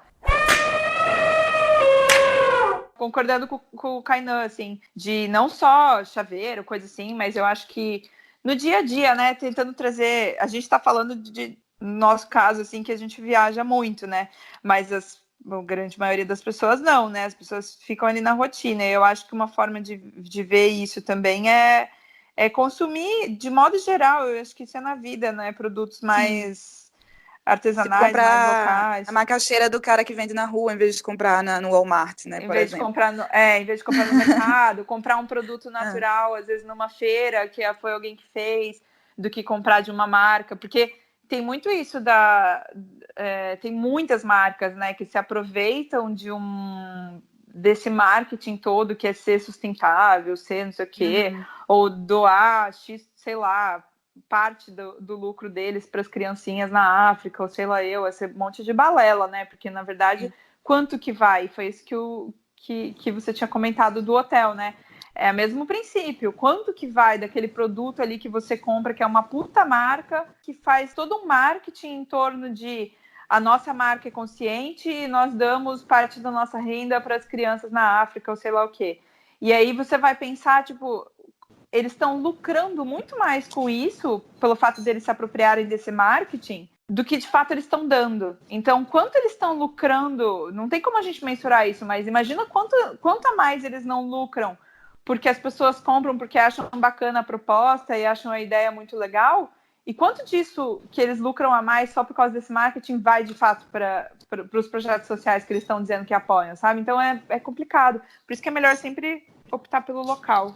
Go local. E às vezes, inclusive, tem essas marcas, né, que fazem, tipo, a gente doa, né? Enfim, você compra um sapato, a gente doa outro e tal. Isso pode, inclusive, prejudicar, né, a economia local, né? Enfim, tem toda uma questão complexa aí que muita gente diz que seria muito mais eficaz eles contratarem pessoas e pagarem salários justos. Mas aí já a gente tá... É difícil, né, também. Eu acho que tem marcas e marcas. Vale muito ler sobre, pesquisar, Eu acho que é não acreditar em discursos fáceis e simples demais, né? A gente sempre tentar ir um pouco mais a fundo nas coisas. Sim. E essa coisa da viagem também tem um tópico que eu acho que Kainan até tem coisas para compartilhar, que é essa história de gorjeta e tal, né? E eu vejo também essa coisa da barganha, assim, que eu vejo gente que, tipo, vem de um país rico, o cara tá viajando com grana e fica, tipo, pichinchando, assim, sei lá, 50 centavos com um cara que, sabe, tipo, pra ele 50 centavos é o que ele vai levar de comida pra família no fim do dia, né? Enfim, essa falta de noção também. Eu já fiz muito isso, muito, muito mesmo. Só que era porque quando eu morava na Índia, né? Porque daí eu ganhava em rupias também. Aí, aí é diferente. Mas e é questão de quando você mora também no lugar, é difícil, porque você sabe quanto é o preço daquilo. Tipo, você não converte mais, porque você fala assim, tipo, tá, eu tô discutindo por causa de 100 rupias, não vai fazer diferença nenhuma na minha vida, mas você sabe que aquele ali não é o valor. Por mais que seja muito barato, ainda assim não é o valor. Mas eu acho que quando é turismo, agora eu faço o processo contrário. Eu sempre nas expedições falo, negociem e tal, só que eu não faço como eu fazia antes, porque eu sempre digo assim... Para não ser enrolado, né? Mas também... negociem para não ser enrolados, mas também... Não querem tirar proveito. Difícil. Não queira... Eu acho que essa coisa da barganha, as pessoas, eu falo, o que eu acredito entenda que a gente vem de uma melhor economia. Não queira comparar. Primeira coisa, eu acho justo quando a gente paga um preço maior para produtos artesanais. Isso para mim é fato. Mas quando a gente fala de transporte local, água ou coisa assim, eu pago o preço local. Mas se o cara tem artesanato, sim, ele está ali. Sim. A gente tem que entender que a gente é privilegiado, entenda-se privilegiado de uma melhor economia. A nossa moeda não é fraca. A gente sempre tenta comparar com euro e dólar. Mas se a gente for comparar os outros países, a nossa moeda está na segunda leva. Então, barganhar é uma coisa cultural e também tem um limite. É uma coisa também de sentir que o cara também... Às vezes o cara coloca o preço nas alturas, mas daí você pergunta para alguém local e fala, aquele é o preço médio, mas... Eu lembro de um exemplo de gorjeta. Gorjeta é um tópico muito delicado. Por quê? Vou dar um exemplo. Quando eu estava em Lalibela, que é lá na Etiópia, onde tem as igrejas subterrâneas, certo dia eu estava com um grupo de Israel e a gente decidiu sair um pouco da cidade, pegar um tuk-tuk. Eu perguntei o preço local, pagamos acho que 100 na moeda local, descemos até uma região, passeamos e tudo mais. E na hora de voltar, eu perguntei para as pessoas se o preço era o mesmo, se era 100, e o pessoal falou sim. Não tinha muito tuk-tuk passando. E aí parou um cara lá, daí eu já de primeiro falei 100, porque já tem que jogar primeiro o preço, senão o cara vai subir. Daí o cara falou, olhou os 5 brancos, vamos dizer assim, com cara de turistão, ele falou 1.000. Eu falei, não, eu vou pagar 100. Aí o cara, tá bom, 900. Aí foi 800, aí 700. Aí chegou no 150. Aí o pessoal de Israel falou assim, cara, para de ser chato, cara, paga 500, a gente paga 600, a gente tá viajando, sei lá, eles estavam viajando durante 2 semanas, eles podiam gastar. Eu falei, não, para mim não funciona assim. Em questão de transporte, como é que funciona? Eles me falaram, nossa economia é melhor, a gente pode pagar, sei lá, $2 a mais. Até entendo. Mas Mas qual que era o ponto-chave? Eu dou gorjeta, não dinheiro, mas volta e meia eu dou dinheiro. Quando é que surge a situação onde eu entrego mais grana para a pessoa? Se ele tivesse me cobrado o valor justo, com certeza no final eu teria dado 500 para ele, o que acontece várias vezes. Por que que eu faço isso? Eu motivo a pessoa a manter a honestidade e os valores intrínsecos do transporte local. Posso estar exato. muito errado, tá bom? Assim, é que nem chocolate. Quando eu compro um chocolate e eu pergunto para a pessoa local quanto custa, 10. Dou uma nota de 20, o cara geralmente tende a querer cobrar mais. Acontece várias vezes. Se ele falar que é 10, eu não penso dizer, toma os 10 a mais. Porque eu quero motivar a Sim. pessoa a continuar a falar o preço justo. Porque ele pode não saber, mas ele vai ganhar muito mais com aquilo. Então, assim, eu É, posso estar errado ou não, mas a partir da minha experiência de gorjeta, eu peço que a pessoa seja honesta e no final eu dou um abono, mas deixando claro para a pessoa que eu dei mais por isso. Entendeu? Não dou a mais, só 20 a mais. Entendeu? Ó, você fez isso porque você foi honesto comigo. Obrigado por ser essa pessoa. Então, não E sei se. a gente tem que se questionar que essa atitude, porque sim, não existe certo e errado, né? O fato de você, e eu sempre falo sobre isso na Índia também, porque transporte para mim, nossa, eu não. Olha, eu discuto por 10 rupias, que é centavos, mas eu fico lá discutindo com o cara, mas é porque eu sei que aquilo ali é o preço, e eu sei que se não cuidar, tem um potencial muito grande para. É isso, tipo, ao invés de cobrar 50 rupias, eu ia para o trabalho todo dia de tuk-tuk lá na Índia. E custava em média 60 rúpias para ir para o trabalho. Tinha vezes que eu ia pegar o tuk-tuk, como todo dia, e só pelo fato de eu ser branca, claramente não ser de lá, eles me olhavam e cobravam 600, sabe? Que é um absurdo a mais. Então, assim, se você paga um pouquinho a mais toda vez só porque você é estrangeira, isso dá uma margem para aquilo lá no futuro virar aqueles típicos países que você sabe que tem preço para turista e o preço para local. Então, você está incentivando uma coisa que, putz, lá no futuro pode ter uma consequência muito maior. E aí, né, quando você vai para esse tipo de lugar, você nem tem o que fazer, porque você sabe que é Pequenos assim, que atos que a existe. gente não consegue ver o resultado futuro. E Se a aí você gente nem tem o que paga fazer esse mais, porque. Sim. Se a gente pagar essas 200 rúpias a mais, o motorista, generalizando, vai compreender que qualquer branco pode pagar um pouco mais. E ele vai entender que todo mundo É, pode dar dinheiro. E essa questão da gorjeta, eu até ia contar uma gorjeta ou às vezes gentileza, que pode não ser uma gentileza, né? Foi muito interessante, assim. Foi um grupo que eu tava de expedição, né, lá na Índia. Sabe Mahend, que é aquelas pinturas que rolam na mão, assim, de rena? Na Índia é muito comum, né? Eles fazem essas pinturas, que normalmente é feita na época do casamento da mulher, mas elas fazem também só por variedade, assim. E aí, todo turista que vai pra lá quer fazer aquilo lá, normalmente e tal. Tem muita gente que faz na rua. Aí eu tinha falado pra elas, eu falei, olha, eu particularmente não gosto muito de fazer, porque esse negócio vai ficar eternamente na tua mão, sabe? Demora muito tempo pra sair, aí fica enchendo o saco e tal. Só que acabou que uma hora a gente começou a fotografar umas mulheres na frente da casa delas, e elas super simpáticas, como todas boas indianas, convidaram a gente para entrar. E aí, nossa, foi aquele fuzuê, assim, sabe? Era um lugar minúsculo, era um cubículo, tinha uma cama no quarto, que eu sei lá quanta gente dormia naquele quarto. E todo mundo entrou lá. E tava eu com um grupo de 6 ou 8 que eu tava. E aí elas trouxeram chai, trouxeram coisas para beliscar, e daí elas compraram a rena e começaram a fazer a rena na gente, uma rende. E as meninas choraram, até ficaram super emocionadas. Foi um momento muito legal, assim. E aí elas ficaram, Paty, quanto que a gente vai dar para elas? Quanto que a gente vai dar? Elas estavam o tempo todo preocupadas em quanto pagar. E eu falei, gente, elas não estão fazendo isso para cobrar dinheiro de vocês. Mas isso é porque eu já conheço a cultura indiana. Lógico que se você não conhece, tem muito lugar que faz isso e que depois vai te cobrar uma nota, né? Falei, para eles gostam de receber. As visitas são consideradas deuses para eles. Então eles estão tendo um privilégio de ter a gente aqui. Eles gostam disso. Então deixa, só aceita, recebe. Aí elas ficavam, mas gente, não, elas são super pobres, e como é que a gente não vai dar nada? Elas foram comprar chai pra gente, foram fazendo não sei o quê. E aí elas queriam deixar dinheiro embaixo do travesseiro, tipo, deixar em algum lugar escondido, porque elas realmente não aceitaram. E aí eu falei, olha, eu acho que elas vão se sentir insultadas se vocês fizerem isso. Fica a critério de vocês, mas eu não faria. E aí, no fim, elas tentaram dar, tipo, oferecer, e as mulheres realmente, elas não aceitaram de jeito nenhum, elas ficaram falando bem isso, you're my God, e, tipo, porque para eles tem essa coisa do Deus e tal, e foi muito bonito, sabe? E aí as meninas ficaram, Acho que o que mais impactou elas não foi só a forma que elas receberam, mas o fato de que elas não queriam dinheiro nenhum com aquilo. Então, é muito legal quando você desvincula isso. E às vezes, quando você entra com dinheiro, você se coloca numa posição de superioridade ali que não tem motivo. É bem complexo, né? Paty, uma pergunta. Naquele momento, não surgiu uma ideia de as meninas talvez não oferecerem dinheiro, mas comprar alguma coisa em troca, oferecer uma comida, uma guloseima, um doce, não necessariamente o dinheiro? Porque o que acontece... É que elas não estavam vendendo nada, era a casa delas, né? Então, elas que foram atrás comprar, elas não davam nem espaço, assim, sabe? Eu acho que quando você tá num lugar em que as pessoas estão vendendo alguma coisa, aí ótimo. Mas elas estavam aleatoriamente na casa delas. Então, era só o dinheiro que elas tinham como oferecer ali. Ou eu falei, se a gente passasse mais dias aqui, e a gente acabou fazendo isso, porque a gente foi pro deserto, voltou, era uma cidade que era a base, né, para ir pro deserto. E a gente imprimiu uma foto e depois deu para elas. E elas ficaram felizes da vida. Eu quero voltar lá e imprimir, porque a gente tem um monte de fotos delas. E eu vou voltar lá esse ano, eu quero ver se eu dou mais fotos para... Quero ver se eu encontro a casa, né? Porque isso é muito mais legal do que, às vezes, você chegar com dinheiro lá e...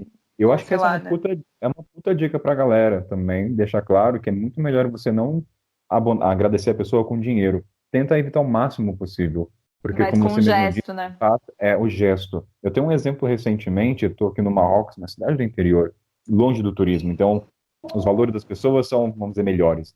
Minha mochila tinha quebrado o zíper. Aí bati a perna na cidade até encontrar alguém, um sapateiro, que conseguisse consertar. Aí eu, lá na linguagem corporal, o cara entendeu o que aconteceu, começou a consertar e deu certo. Minha primeira instância foi oferecer uma moeda, alguma coisa. Porque às vezes aceita, né? Não sabe, mas só uma primeira vez. Ele não aceitou. E eu entendi e não forcei nada. Aí, claro que o que eu fiz hoje, isso é claro para mim, antigamente eu não tinha esse aprendizado. Eu fui, saí, comprei uma coca e depois fui lá, devolvi, fui lá e entreguei para ele. A felicidade no rosto foi nítida. Às vezes tudo bem você oferecer uma primeira vez, porque você não sabe como é que é a cultura. Mas se a pessoa já negou de primeira, não insista.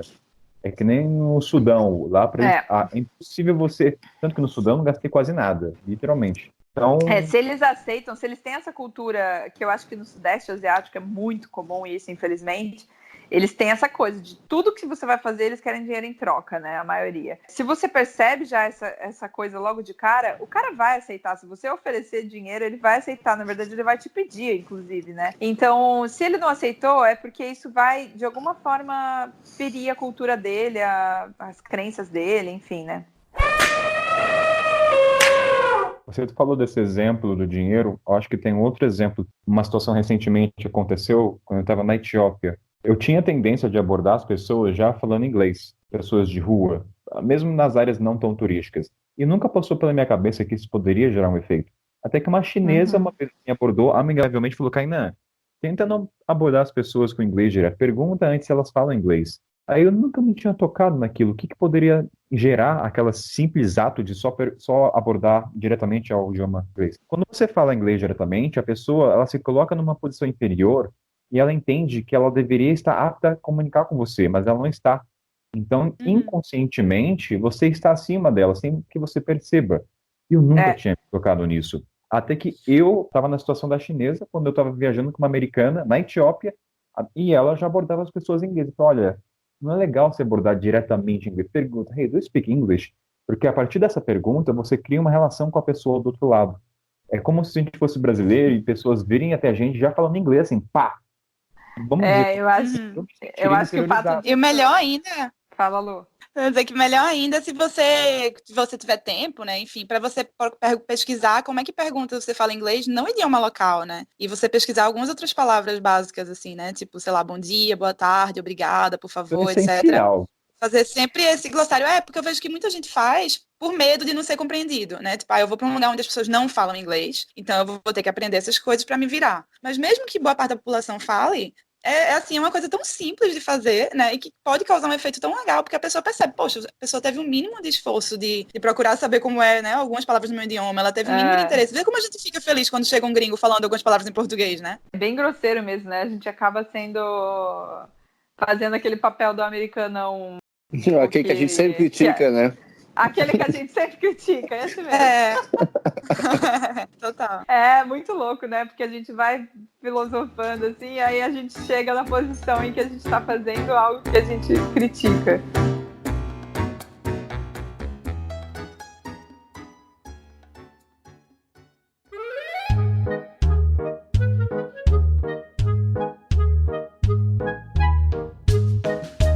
Paty, você falou sobre fotografia e a gente então pode abordar um tema bem delicado que é até que ponto tirar retrato de pessoas na rua ou do cotidiano é um ato legal, porque tem que analisar bem a situação para falar se é certo ou errado. Então, vamos lá.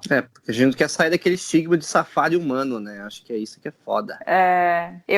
Para quem tá escutando isso e não me conhece, eu sou fotógrafa, né? Então, isso acho que é bom deixar claro para entender o contexto. Eu faço constantemente essa análise de como eu mudei nos últimos anos viajando. Faz 5 anos e meio, né, que eu tô na estrada direto, fora os tempos que eu morei fora antes, que eu viajava antes. E eu, ano passado, agora, dezembro do ano passado, eu fui para Dharamshala, que é um McLeodganj, é onde mora o Dalai Lama e onde é o maior refúgio tibetano no mundo, né? No norte da Índia. E aí eu acho que esse impacto fotográfico na minha vida, assim, porque eu levei a câmera para lá, eu fui sozinha, porque eu precisava dar uma fugida, assim, um pouco. E eu saí com a câmera um dia apenas do hotel que eu tava. Eu fiquei num hotel de uma família tibetana, assim, incrível. Elas são super fofinhas e tal.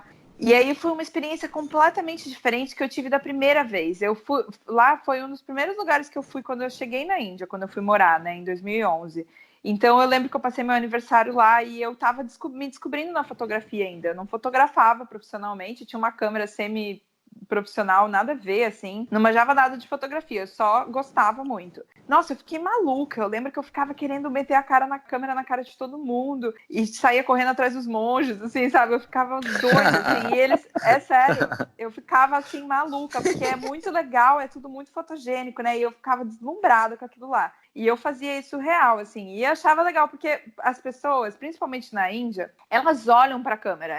É bizarro. Elas olham, elas pedem para ser fotografadas, elas querem ser fotografadas. Então, diferente de alguns lugares no Sudeste Asiático, por exemplo, que as pessoas olham e querem dinheiro depois, algumas olham porque querem olhar para a câmera mesmo, e é muito difícil você conseguir perceber essa linha tênue ali entre, né, se você está invadindo, se a pessoa vai querer dinheiro ou se ela realmente está querendo sair na foto, sabe? E aí foi muito engraçado, porque eu falei, gente, como eu mudei, porque eu saí com a câmera um dia do hotel, fiquei com ela 10 minutos no pescoço e guardei a câmera, porque eu achei que só o fato de eu estar com a câmera no pescoço, eu estava invadindo um pouco o que eu queria naquele momento. Então, eu não estava ali para fotografar, sabe? Eu tinha ido para ficar comigo mesma, ficar em silêncio um pouco e tal. E aí, o fato de eu ter largado a câmera foi justo quando eu tive essa crise aí do Festival das Lanternas, que eu, tinha fechado o Instagram, eu tava toda revoltada com a vida, eu tava mal, assim, mesmo, com isso. E aí eu precisava desses dias de introspecção, assim, para viver aquilo ali. E aí, se eu ficasse ali fotografando e tal, eu não ia conseguir entender, sabe?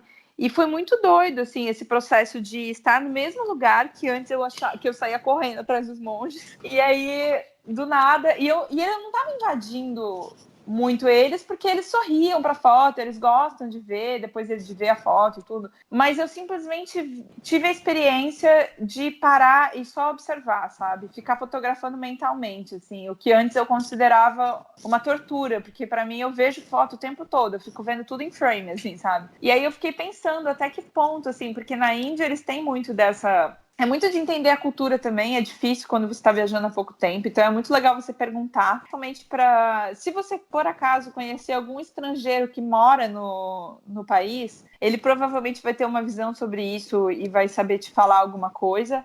Então é legal quando você conhece alguém que é de fora, mas que mora lá, porque às vezes a pessoa que é local, se você pergunta, ela não sabe muito bem, porque ela, sei lá, depende do local, né? Às vezes é um local que eles não veem sentido em fotografar aquilo ali, né? A gente, quando tá indo para, sei lá, todo dia pro trabalho, e você passa pelo tiozinho da banca, pelo, sei lá, pelo cara vendendo fruta na rua, não sei, você não fica com vontade de fotografar aquilo ali. Mas quando você tá fora, tudo é fotogênico, né? Na tua cabeça. Então, eu acho que é muito disso, de entender e tentar conversar com pessoas para ver como é a cultura. Porque na Índia, por exemplo, eles gostam. eles pedem, eles querem sair na foto, eles pedem para ver depois, eles acham aquilo muito legal.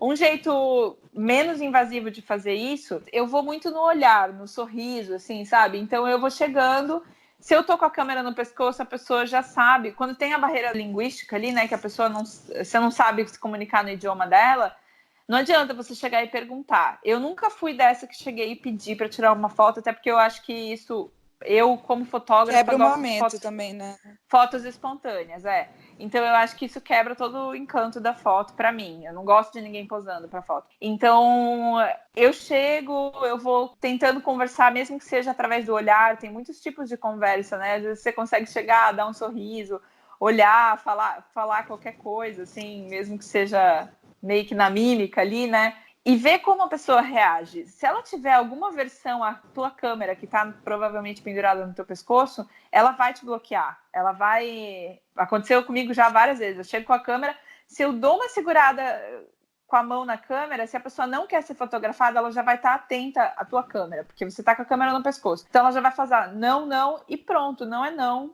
não quer, é isso. Se você sente que ela ficou mais à vontade, se abaixa, se a pessoa, sei lá, se é uma criança... Se abaixa, fica na mesma altura dela, porque não é porque é uma criança que pode invadir também o espaço dela. Ou se é uma pessoa que está sentada, vendendo alguma coisa, sei lá fica na mesma posição que ela, sabe? Se coloca de igual para igual e não fica ali tentando se esconder ou não sei. Ou se não, realmente faz com que ela não te veja. Mas eu acho que é sempre interessante esse contato. E isso te aproxima muito da cultura também. Então eu acho muito legal. Fotograficamente falando, eu acho que você se aproxima muito mais da cultura pelo fato de você ter que se aproximar das pessoas para entender, né, o comportamento dela, como ela vai reagir na foto e tal. E aí mostrar a foto depois. Isso é uma coisa que as pessoas costumam gostar muito. Claro que isso depende muito do lugar, E né? às vezes é massa, né? Pode até rolar uma super conversa, né? Quando você vai mostrar a foto, enfim, vira uma abertura para a conexão, né? A pessoa fica feliz, mas isso depende muito do lugar. Se você vai fazer isso na Europa, você vai ser preso, provavelmente, né? Então tem que ter o mínimo de bom senso também. Eu acho importante também, principalmente para quem está produzindo conteúdo há pouco tempo, ou tem muita vontade de trabalhar com produção de conteúdo, é saber controlar a ansiedade. A verdade é que a gente é muito ansioso, e eu lembro muito bem, por exemplo, quando eu comecei a criar meu blog, eu fazia 5 ou 6 viagens por ano. Então eu tinha 40 dias aí viajando, 45 dias viajando, e eu tinha que pegar o conteúdo que eu criei de viagem durante esses 45 dias e espalhar ao longo de todo o ano. Ou seja, eu tinha que extrair o máximo do que eu tinha naquele curto período de tempo. Ou seja, é fotografar tudo como louco ansioso. É não prestar atenção em nada. É tipo, olhar pela câmera e não olhar em volta, não parar, olhar, analisar. E era até um exercício, porque, tipo, eu lembro que eu tirava tanta foto que no final eu demorava tanto tempo a selecionar e eu nem sabia direito o que era melhor, entendeu? Eu não conseguia... Era um desespero tão grande. Era um desespero tão grande de ter um conteúdo on demand aí, né? Que é o que tá rolando hoje em dia, que eu não conseguia nem fazer um trabalho legal, eu não conseguia nem aproveitar a viagem e eu ainda interferia no meio como um todo, né? Você atrapalha... Pô, já cheguei a deixar flash... Eu esqueci do flash, atrapalhou uma cerimônia. Fiquei super envergonhado, assim. Não, porque eu não tava esperando, eu configurei errado, saiu o flash, tava rolando uma cerimônia lá na Bolívia. Putz, falei, caralho, que merda que eu tô fazendo. Calma, respira e foca nos momentos. Pô, qual vai ser... Pensa na foto antes de pegar na câmera, né? O olhar. Então, você aproveitar o tempo que você tem, você conseguir tirar uma só foto bem feita, que você sabe que vai ser usada, seja para o seu Instagram, seja para o que deve e você não interferir, entendeu? Eu acho que a parte legal é você estar no background ali, você deixar aquilo fluir com naturalidade, você ter um fragmento daquilo para você guardar e para você escrever, para você fazer esse tipo de coisa. Eu acho que uma parada que eu vejo que a galera nova que está produzindo conteúdo vem com uma ansiedade tão grande que ela tira total a naturalidade do rolê. Às vezes a gente tá lá, pô, vou gravar story, pega o story, enfia o celular na câmera da outra pessoa, sai gravando como um louco, assim, hoje em dia tá um circo acerca do que é produzir conteúdo que é surreal, assim, que vem até tirando, assustador, tira até um pouco do pouquinho de magia que sobrou, né? Tem uma magia nisso. A gente legal podia fazer um ainda, podcast sobre isso. E até quem não trabalha. E o pior é que Então, até quem não trabalha com isso hoje em dia tá seguindo esse modus operandi, né? Gente que Oh! tipo, tem um Instagram que não tem pretensão de ser profissional e aí fica nessa pilha de fazer story de tudo, de filmar tudo. E muitas vezes Nossa, passando, sim. atropelando, né, o respeito mesmo pelas pessoas. Ó, tem um Nossa, exemplo disso. total. Eu tava em Chafchaouen, as cidades azuisinhas de Marrocos. Cara, eu tava com a minha mãe, de repente tinha uma fila para tirar, acho que é um famoso Uelo ali da cidade. E os chineses, eu tava com minha mãe, eles pediram, ó, agora, tipo assim, sai, entendeu? Tipo, a gente quer tirar foto. Eu falei, caralho, olha o nível das coisas, o cara pedindo pra sair. Nossa, aí eu falei, ó, a gente tá perdido. Eu falei, e como é que. Agora eu vou puxar uma pergunta. Quando vocês veem pessoalmente situações como essa, Flash, ou pessoas cometendo coisas que vocês não gostam, como é que vocês lidam? Vocês abordam? Vocês respiram fundo? Como é que vocês lidam? Eu vou dar um exemplo para. Depende da intimidade, né, maluco? Quando eu estava na igreja da Olivela, por coincidência, eu estava numa das cerimônias. Quando eu fui entrar na igreja, você via que todos os padres, os bispos, tiravam os tênis ou chinelos ou sapato local. Então, consequentemente, você entende que tem que tirar para respeitar. E de repente veio uma leva, sempre tem turismo lá, é um lugar bem turístico. Tinha gente entrando que nem tirava o sapato nem o tênis. Aquilo começou a me dar, acho que fazia tempo que eu não sentia raiva. E aquele dia bateu. Porque eu falava, gente, tá vendo que o pessoal tá todo mundo tirando o chinelo, o sapato pra entrar, e vocês não estão tirando. Então eu falo, como é que a gente transmite esses valores? Por experiência minha, é nunca no campo teórico, é sempre dar o exemplo. Não cabe a mim falar pro chinês, japonês ou alemão, não interessa qual nacionalidade, falar, olha, tira o chinelo, tira o sapato. Então, no meu campo de atuação, no meu raio, o que eu posso fazer? Tirar o meu. E as pessoas, quando olharem, talvez sigam um exemplo ou não, mas não cabe a mim esse controle. Isso é um exemplo de a gente ver direto em praia, quando alguém começa a tirar o lixo, você vê que, por consequência, outras pessoas vão começar a te seguir. E nisso, vou dar um outro exemplo, que foi no Zimbábue, que daí vai entrar na questão da responsabilidade, de empatia com a cultura local. Estava um dia numa fogueira, jantando, comendo com a mão, num prato só, e na África, no contexto geral, eles olham os cachorros como animais selvagens de proteção. Não tem a conotação de pet, não existe. Para eles é incabível pensar que o homem gasta mais com um animal do que um bebê ou uma criança. Não existe. E o que acabou acontecendo? Um dia lá jantando, os cachorros vieram próximos, e foi meu primeiro contato com isso, e eles começaram a atacar pedra, mas pedra assim, de machucar e dar chute agressivo. Na Índia é assim também. Aí quando eu vi aquilo, me machucou muito, que eu sempre tive cachorro boxer, eu tenho uma pega cachorro muito grande. Me machucou e falei, cara, o que eu vou fazer? Eu vou falar para essa galera não fazer isso? Era meu primeiro dia, então eu não tinha qualquer relação íntima para poder falar. E foi aí que eu entendi que você tem que tentar compreender na cultura que eles cresceram, que aquele cachorro é mais segurança. Então foi ali que deu um gatilho para entender. Bem, eu não vou falar, porque senão aí vai entrar até a questão do anjo branco, que muita gente comenta, de eu ter o conhecimento e falar para eles, não faça isso é errado. Então, o que eu fiz? Comecei a tratar bem os cachorros. Brincar fora ali da fogueira, claro, mas chamar pelos nomes, dar nome, né? Nem tinha nome dos cachorros. Comecei a dar nome de A, B, C, enfim. E, consequentemente, qual foi o efeito disso? As crianças da tribo começaram a me seguir, começaram a brincar com os cachorros, pararam de dar chute. Então, isso é um ponto Eles muito veem que ele pode brincar, né? Exato. Então, você não precisa na Índia falar... acontecia muito isso também. E como é que você lidou com isso, Paty, quando você viu o pessoal chutando cachorro? Como é que foi sua reação? Nossa, eu quase tenho um treco, né? Eu sou a pessoa que já peguei um cachorro do Atacama e trouxe pro Brasil. Então, eu gosto muito de cachorro, mas eu fico mal com isso, assim, e pra mim é bem difícil de lidar. Mas na Índia eles têm essa coisa, isso é bem forte. O que eu via é que, por exemplo, os cachorros, e eu tentava mostrar e falar com adultos, né? Crianças é diferente, você conseguir lidar porque você mostra muito mais através do exemplo. Mas adulto, eu via que... Porque eles falavam, mas eles são perigosos, eles atacam, eles mordem, eles sempre vinham com esses argumentos. E aí eu falava assim, você quer ver? Eu vou passar, ele não vai nem latir pra mim. E eu passava e realmente o cachorro não latia pra mim, porque muitas vezes eu tava com algum indiano, por exemplo, e eles viam um cachorro de longe, lá tem muito cachorro na rua, né? Já catava uma pedra na mão e eles ficavam ali meio que esperando. Se o cachorro viesse, eles tacavam uma pedra. É impressionante como... Claro, né? A gente que gosta de cachorro sabe, o cachorro sente. Então, ele latia e ia pra cima do cara que tava lá com a pedra, sabe? Ele nem sabia que o cara tava com uma pedra, mas ele ia pra cima do cara. Nunca um cachorro... Eu sempre passava tranquilona, cheio de cachorro na rua, nunca o cachorro latiu para mim. Então eu tentava mostrar dessa forma, sabe? Falava assim, olha, repara como os cachorros não vêm para cima de mim, eles sentem. E é difícil para eles perceberem, né, que o cachorro tem... Porque quando a pessoa não gosta daquele animal, que nem, sei lá, quando eu, até certa idade, eu morria de medo de tudo que era inseto ou bicho, sei lá, né, aquela frescura. E era sempre, sei lá, meus pais falando, esse bicho tem muito mais medo de você do que você dele. E é uma coisa... te falarem isso. Outra coisa é você perceber, né? Porque hoje em dia eu sei que o bicho tem muito mais medo de mim do que eu dele. Alguns lugares, tipo, quando a gente vai fazer a expedição, a Lari, que é essa que faz a expedição comigo lá, nossa, ela é a louca dos cachorros, tipo, louca. Ela ama, assim, de ela ficar abraçando e beijando tudo que é cachorro na rua. E é muito engraçado. E aí ela faz isso em todos os hotéis, sempre tem cachorro na frente.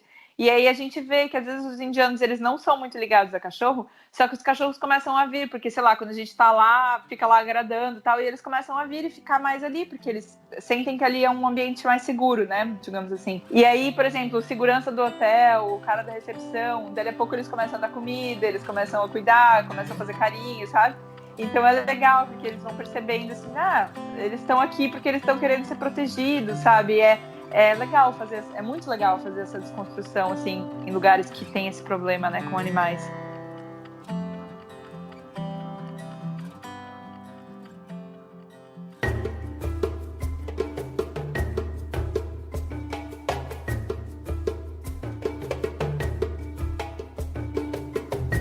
Um ponto que a gente tinha que discutir, que eu acho que vale a discussão e acho que vai ser técnico, as pessoas vão poder colocar em prática, questão de safari na África. E aí acho que... Eu acho que cativeiro, animais em cativeiro de modo geral também, porque não só safari, mas... Safari é muito legal, que ainda deve ter várias coisas para falar sobre isso. Mas também animais, por exemplo... nadar com golfinho, com baleia, com coisa assim, enquanto você percebe que os animais estão em cativeiro, né? E mesmo que não esteja em cativeiro, né? Quem é especialista comenta que não pode existir esse estímulo à interação com os seres humanos.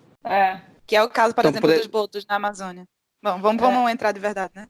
Por exemplo, um Kruger National Park lá, que é visto como o maior safari da África todo, ainda tem uma cerca, né? É surreal ainda. É uma cerca grande? É grande, mas ainda tem uma cerca. É uma cerca do tamanho de um país? Mas ainda é uma cerca, né? Então... O próprio povo africano fala que o Kruger é o maior fake zoológico que existe dentro do safari. Você quer entrar nesse assunto de fato, assim? Tipo, para ficar uma coisa meio pergunta-respostas? Eu tenho uma dúvida também sobre isso. Não, que eu vejo que existe um argumento, assim, de quem... Eu não sei, eu nunca fiz um safari e tal, nunca li muito sobre isso, assim, mas o pouco que eu li, falava-se sobre que existe essa importância de que evita a caça, né, dos animais. Sim, tem esses pontos aí, tem esses pontos também, né? Bom, eu, por exemplo, eu fui para a África muito de supetão. Quem me conhece sabe que eu sou apaixonado mesmo na América Latina e um dia eu estava procurando a passagem para o Equador, bateu R$1.000 a África. Aí eu falei, uai, loucura, né? Passei o cartão e mandei para a África. Sem planejamento, sem ler, sem estudar, sem procurar informação. E naquela época eu falava assim, cara, a África, eu não vou ser um produtor de conteúdo da África. Porque eu quero me especializar na América Latina, eu quero focar no que eu gosto pra caralho. Então a África eu vou usar como férias. Quero viajar na África old school, sem preocupar com o conteúdo. Eu vou aproveitar essa oportunidade, que é uma cultura completamente diferente da minha, e vou viajar old school, sem noiar com conteúdo. Então, quando você não está preocupado com conteúdo, você não pesquisa muito. Fala, deixa fluir. E beleza, vou fazer um safari. Quero fazer um safari. E cheguei em Joanesburgo, eu cheguei na recepção, falei, não, eu queria um safari lá. E a galera, cara, a primeira que me indicaram foi o Lion Park, em Joanesburgo. E eu falei assim, Lion Park, beleza. Coloquei a rota e fui para lá e paguei e fui entrando. Eu não pesquisei nada, sabe o que é nada? Sobre o que era um Lion Park. Eu simplesmente entrei, porque eu tava nessa vibe de ser um mochileiro old school, que não pesquisa nada, que deixa fluir, e entrei. E quando eu entrei, eu vi que era um puta de um zoológico, sabe? E aquilo, nossa, me deu um sentimento tão ruim, tipo assim, péssimo. Era um zoológico grande? Era, mas ainda era um zoológico, você conseguia ver os animais. Tinha alguns animais que eram, tipo, grades menores mesmo. Os grandes. Não, cara, tipo, eu lembro que até o guepardo mesmo, ele tava numa jaula de zoológico. A diferença é que você entrava dentro de um carro que estava um carro modo jaula, e você ia circulando sobre aquilo ali. E, tipo assim, quando já tava péssimo, já tava terrível, eu já falei, eu já queria ir embora, tinha o último ponto, que era o cara, não, vem cá pra você tirar fotos com os leõezinhos e pá. Eu falei, não, velho, não é possível que você tá me chamando pra isso. Não, tem limites, né, cara? Aí eu passei, e de longe, assim, ó, eu vi os leãozinhos pequenos, tipo, parece totalmente abatido, assustado, no cantinho da parede, e o cara insistindo pra ir lá tirar foto. Eu falei, não, cara, não quero, vou passar e vou embora. Ele, não, mas você pagou, vem aqui, o leão, passa a mão nele, é um leão. Quando você vai ver um leão na vida, que você poder passar a mão? Eu falei, velho, eu não quero, vou passar por aqui e vou embora, tudo bem? Tudo bem. Aí tive essa péssima experiência. Falei, putz, eu vou ter que começar a pesquisar antes, eu não posso simplesmente fluir. Porque se eu simplesmente fluir, eu vou cair numa ciladas dessa, entendeu? Aí entra no ponto-chave que a Luísa falou sobre esse sistema capitalista. Não vamos generalizar essa palavra. E eu pego o gancho que você falou dos seus pais do Cruzeiro. Quando eu cheguei em Cape Town, que era para estudar inglês, eu fui naquela vibe de, pô, vou fazer safari, vou fazer safari. E eu nunca tinha me perguntado por que eu tinha tanto esse desejo. E aí, assim, eu fiz uma pesquisa breve sobre isso, safari, algumas coisas do continente africano, e é o que eles vendem, certo? É o que atrai as pessoas, é o safari. E assim, se você perguntar para quem nunca veio para o continente africano, o que vem na cabeça dessa galera é safari. E eu não seria diferente, eu tava com essa vibe de fazer. E quando eu cheguei na primeira semana, eu comecei a pesquisar já ali o que era para fazer. Tem outras coisas, como bungee jumping e tudo mais, mas o safari é a grande atração. E eu comecei a ver o preço das coisas. Eu falei, cara, isso aqui tudo bem, dá para custear, só que é um preço um pouco assim acima, né? Só que passado um tempo, eu estendi esse safari e eu perdi o encanto. Eu falei, cara, o que está acontecendo? Eu perdi qualquer tesão de ver aqueles animais.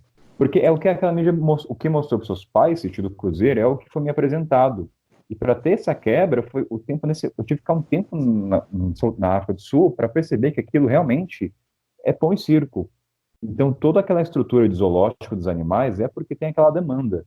Tanto que são poucos safaris na África que são realmente aquele safari onde tem uma troca entre as pessoas que vão lá. Isso a gente pode até fazer um podcast a mais sobre safari, senão vai ficar muito complexo. Mas qual foi o ponto-chave? Eu decidi não fazer o safari para não alimentar isso, decidi não ver os animais e falar, caramba, cara, você vai voltar. Olha como é que era o meu pensamento, que era do FOMO. Eu estava com medo de voltar para o Brasil e falar, gente, eu não fiz o safari. Eu estava com isso na cabeça. Eu estava sentindo a pressão de falar. Por vamos dizer, coincidência, entre aspas, nessa travessia, eu tive a chance de ver não os 5 famosos, mas os 4 na vida natural, no habitat natural. Então não teve preço. Então qual que é o ponto-chave? A gente tem que tomar muito cuidado para saber se a gente está alimentando esse movimento capitalista para só fomentar as pessoas e não cuidarem dos animais. Vou dar um exemplo dos gorilas na Uganda. Algumas pessoas me perguntaram, Kaina, por que é tão caro visitar os gorilas, que custam acho que $1.200 mais? É um preço absurdo para 2 dias ou 3 dias. Só que se você pesquisar o porquê de tão caro, vai entender que é por uma preservação. É para não afetar aquilo. Aí se você não consegue custear aquilo, aí são outros 500. É a mesma coisa que, vamos dar o exemplo do Butão. Todo mundo sabe que Butão é caro pra caramba visitar diariamente. Só que quando você entende o porquê daquilo, você vê com outros olhares. Seria diferente se o safari custasse 1.500 e entender que o porquê daquilo é para preservação deles, mas muitas vezes não é o caso. Nossa, aquele vídeo, eu não sei se vocês viram, eu acho que meio que viralizou, assim, do motorista dando ré loucamente, assim, e o elefante querendo atacar o carro de todas as formas. Vocês chegaram a ver esse vídeo? Foi há pouco tempo agora. Eu não vi. Nossa, mas eu fiquei assim... Eu falei, mano, como assim? Tipo, eu não sabia o que eu ficava mais indignada. Se era o fato... Eu vi isso no Instagram que eu segui, até parei de seguir nesse dia, mas eles... Que era um negócio de aventura e tal. E aí eles assim, na legenda tava escrito... Isso sim que é aventura, é vida real. E aí eu olhei assim, eu falei, isso sim que é aventura? Eu falei assim, primeiro, essas pessoas não têm noção do perigo que elas estavam correndo, de verdade. Tipo, porque elas estavam prestes a morrer, assim, elas não faziam ideia do que poderia acontecer. E tava todo mundo com o celular na mão. Aí eu falei assim, gente, não só o fato delas estarem invadindo o espaço, porque pro elefante ficar agressivo daquela forma, com certeza elas invadiram o espaço de uma forma que foi muito além. Porque o elefante não vai atacar dessa forma gratuita, assim. Então, pelo menos nas minhas... Tive poucas, mas boas experiências com interação com o animal na África, e fiz safari em parques que eram abertos, que não eram cercados, né? Mas eu também tive experiência de ficar em um lugar que era fora de parque nacional, mas que os animais passavam muito por lá ocasionalmente, assim. É impressionante como você vê que o comportamento do animal é outro. Era assim, da gente estar jantando numa fogueira ali e tal, e o elefante passando assim, ó, pertinho da gente, mexendo na árvore, sei lá o quê. E aí os caras que moram ali, eles só falam assim, olha, eles sabem que a gente tá aqui, eles sabem que existe algo aqui. Eles não vão atacar a gente de graça porque a gente não está apresentando nenhum risco para eles. Então a gente só não vai levantar agora, eles estão passando, deixa eles passarem. Só que é impressionante como você vê que o animal tem um outro tipo de comportamento quando ele não entende a gente como um risco, né? Como uma ameaça. Algo que está invadindo. Como uma ameaça, como algo que está invadindo o espaço dele. Então, nesse lugar aí que eu fiquei, depois eu fui descobrir que tiveram uns caras da National Geographic que ficaram lá tipo um mês gravando o comportamento dos elefantes, porque lá é um lugar que é a maior população de elefantes da África, e eles passam muito por lá, e lá não é parque, né? Eles só transitam por ali. E parece que o pessoal ficou um mês lá instalado para observar o comportamento dos elefantes. E eles falaram que eles filmam e fotografam elefantes há muitos anos, e eles disseram que eles nunca viram um ambiente em que os elefantes estavam tão tranquilos, porque eles realmente não viam nada ali como uma ameaça, porque era um ambiente que era muito natural. E é impressionante você ver essa diferença. Aí quando você vê um elefante indo para cima de um carro daquele jeito, o cara dando ré que nem um maluco, assim, para fugir do elefante, e todo mundo no carro com o celular na mão, filmando aquilo ali como se fosse um show da Disney, eu fiquei assim, gente, o ser humano tá muito maluco, tipo, olha isso. Só dizer que essa história das fotos foi uma coisa que eu vi em muitas das reportagens que eu li sobre essa história de safari, né, quando eu tava fazendo um post sobre essa coisa do turismo com animais, e aí muita gente mencionava como é um problema que os guias se sentem pressionados a mostrar para as pessoas os Big Five, porque as pessoas querem, tipo, assim, o turista vai para ali, ele precisa estar satisfeito, né, o foco é você. Sim. As coisas da natureza tem que servir a você. E a galera dá de dar gorjeta, né? Natureza é tipo assim, vou te pagar mais para você conseguir fazer com que... Gente, se é natureza, não tem controle nenhum. Não tem como garantir. Pode ser que você vai e aí e você veja um macaco. E tem uma dica sobre isso, que é já para quem quiser fazer safari, se alguém chegar te oferecendo que vai falar que você vai visitar os Big Five, para quem não sabe o que é, os 5 animais que são mais que é o elefante, enfim. Se alguém te oferecer que você vai ver os 5, não vai nessa porque é cilada. Porque se realmente for um verdadeiro safari, ele não tem, como vocês falaram, não tem um controle de saber se vai ver o rinoceronte. Principalmente rinoceronte. Entendeu? Então, se ele isso sabe eu acho que é legal, é um bom filtro mesmo. Porque se ele falar que viu 5, é porque tá num quadrado, tá numa cerca, então ele consegue te mostrar. Pois é. Tá fazendo alguma coisa errada. Mesmo que seja, como acontece com, mais uma vez, falar dos botos, né? Mas assim, o que acontece nos botos é o pessoal traz alimento para atrair os botos. Você não fica lá esperando para ver se, chegou um boto, vou nadar com ele se ele aparecer. Não. Né? Eles garantem que o turista vai lá, ele vai nadar com os botos. Então, eles vão com o peixinho pro boto. Isso causa problemas gravíssimos. Né? Você vê que o boto chega a estar arranhado. Os especialistas que eu conversei dizem que os botos brigam entre si pelo alimento, né? Prejudica todo o ecossistema do lugar, porque você tem que sair com sua foto. E eles começam a parar de... Não sei se seria o termo caçar. Não sei se caçar seria o termo procurar alimento, mas procurar alimento de forma natural. Eu vejo um como outro passarinho exemplo. em gaiola. Um outro exemplo disso, gente, são as piscinas naturais de Maragogi. Sim. Meu Deus, aquilo de várias partes do Brasil, né? Aqui em Porto de Galinhas também, eu moro no Recife, e eu sempre achei que era a coisa mais normal do mundo, né? E é isso, você cresce achando que é natural. E quando eu me dei conta, eu fiquei, minha gente, que coisa bizarra. Até uma das perguntas, né, que a gente ia falar e que a gente comentou antes ali, é como falar para as pessoas e como falar de uma forma que não seja agressiva, né? Eu acho que tudo depende muito do teu estado de espírito, que assim, né, de vez em quando não tá bom. E tem muitas vezes que a gente fica revoltado mesmo com a situação, né? Não é o ideal e nunca é o ideal a gente chegar de forma agressiva falando. Mas lá nas piscinas de Maragogi foi um dia que eu surtei, assim. Nossa, surtei, briguei com os caras lá que estavam fazendo o passeio. Falei um monte, eu falei pro cara que eu esperava que ele fizesse. Eu falei assim, olha, eu só espero que você faça muito dinheiro nesse momento que você tá aqui dando ração pros peixes e tirando fotos das pessoas. Porque eles falam que não pode alimentar os peixes. Antes de descer do barco, eles falaram isso. E eu falei assim, legal que eles falam isso, né? Aí depois o cara esconde um monte de ração dentro da blusa dele. E ele fica ali com a câmera, ele cobra uma fortuna para para ele tirar a foto com a GoPro dele. Eu tava lá com a minha câmera, eu não consegui tirar foto de um peixe, porque os peixes não estão mais lá, e eles só vão atrás da ração do cara. Então, óbvio, o cara joga um monte de ração na frente da câmera dele, enche de peixe, e aí sai aquela foto maravilhosa das pessoas se beijando debaixo d'água com um monte de peixe. E assim, aquilo ali não é realidade. E aí eu falei pro cara, eu falei assim, olha, eu espero que você faça um bom pé de meia fazendo esse tanto de foto aí que você tá fazendo. Porque daqui a pouco isso daqui não vai mais existir. Eu falei, já não tá mais existindo. Você que é daqui, você deveria observar como era esse lugar antes e como é agora, porque eu tenho certeza que já tá muito diferente. As pessoas vão parar de vir aqui em algum momento. Então, ou vocês começam a trabalhar de uma forma mais consciente, ou isso daqui vai acabar. E aí, quem não vai mais ter emprego é você. E assim, só que é difícil você chegar e não ser agressiva nessa abordagem, né? Nessa fala, quando a gente fica indignada com a situação, né? Então acaba sendo uma coisa meio difícil de lidar mesmo. Essa coisa de destruir é muito real, né? Assim como eu falei, eu moro no Recife, então eu cresci indo para Porto de Galinhas várias vezes por ano. Tem um post no meu blog e tava falando lá de como visitar as piscinas naturais, né? Que pra mim era tipo, você vai a Porto de Galinhas, você vai fazer isso. E aí há alguns anos eu me dei conta de que, assim, primeiro até pisar nos corais não é legal, né? Porque na verdade não são pedras, né? São organismos vivos. Exatamente. Eles fazem parte da fauna marinha, né? As pessoas não sabem, né? Essa que é a questão.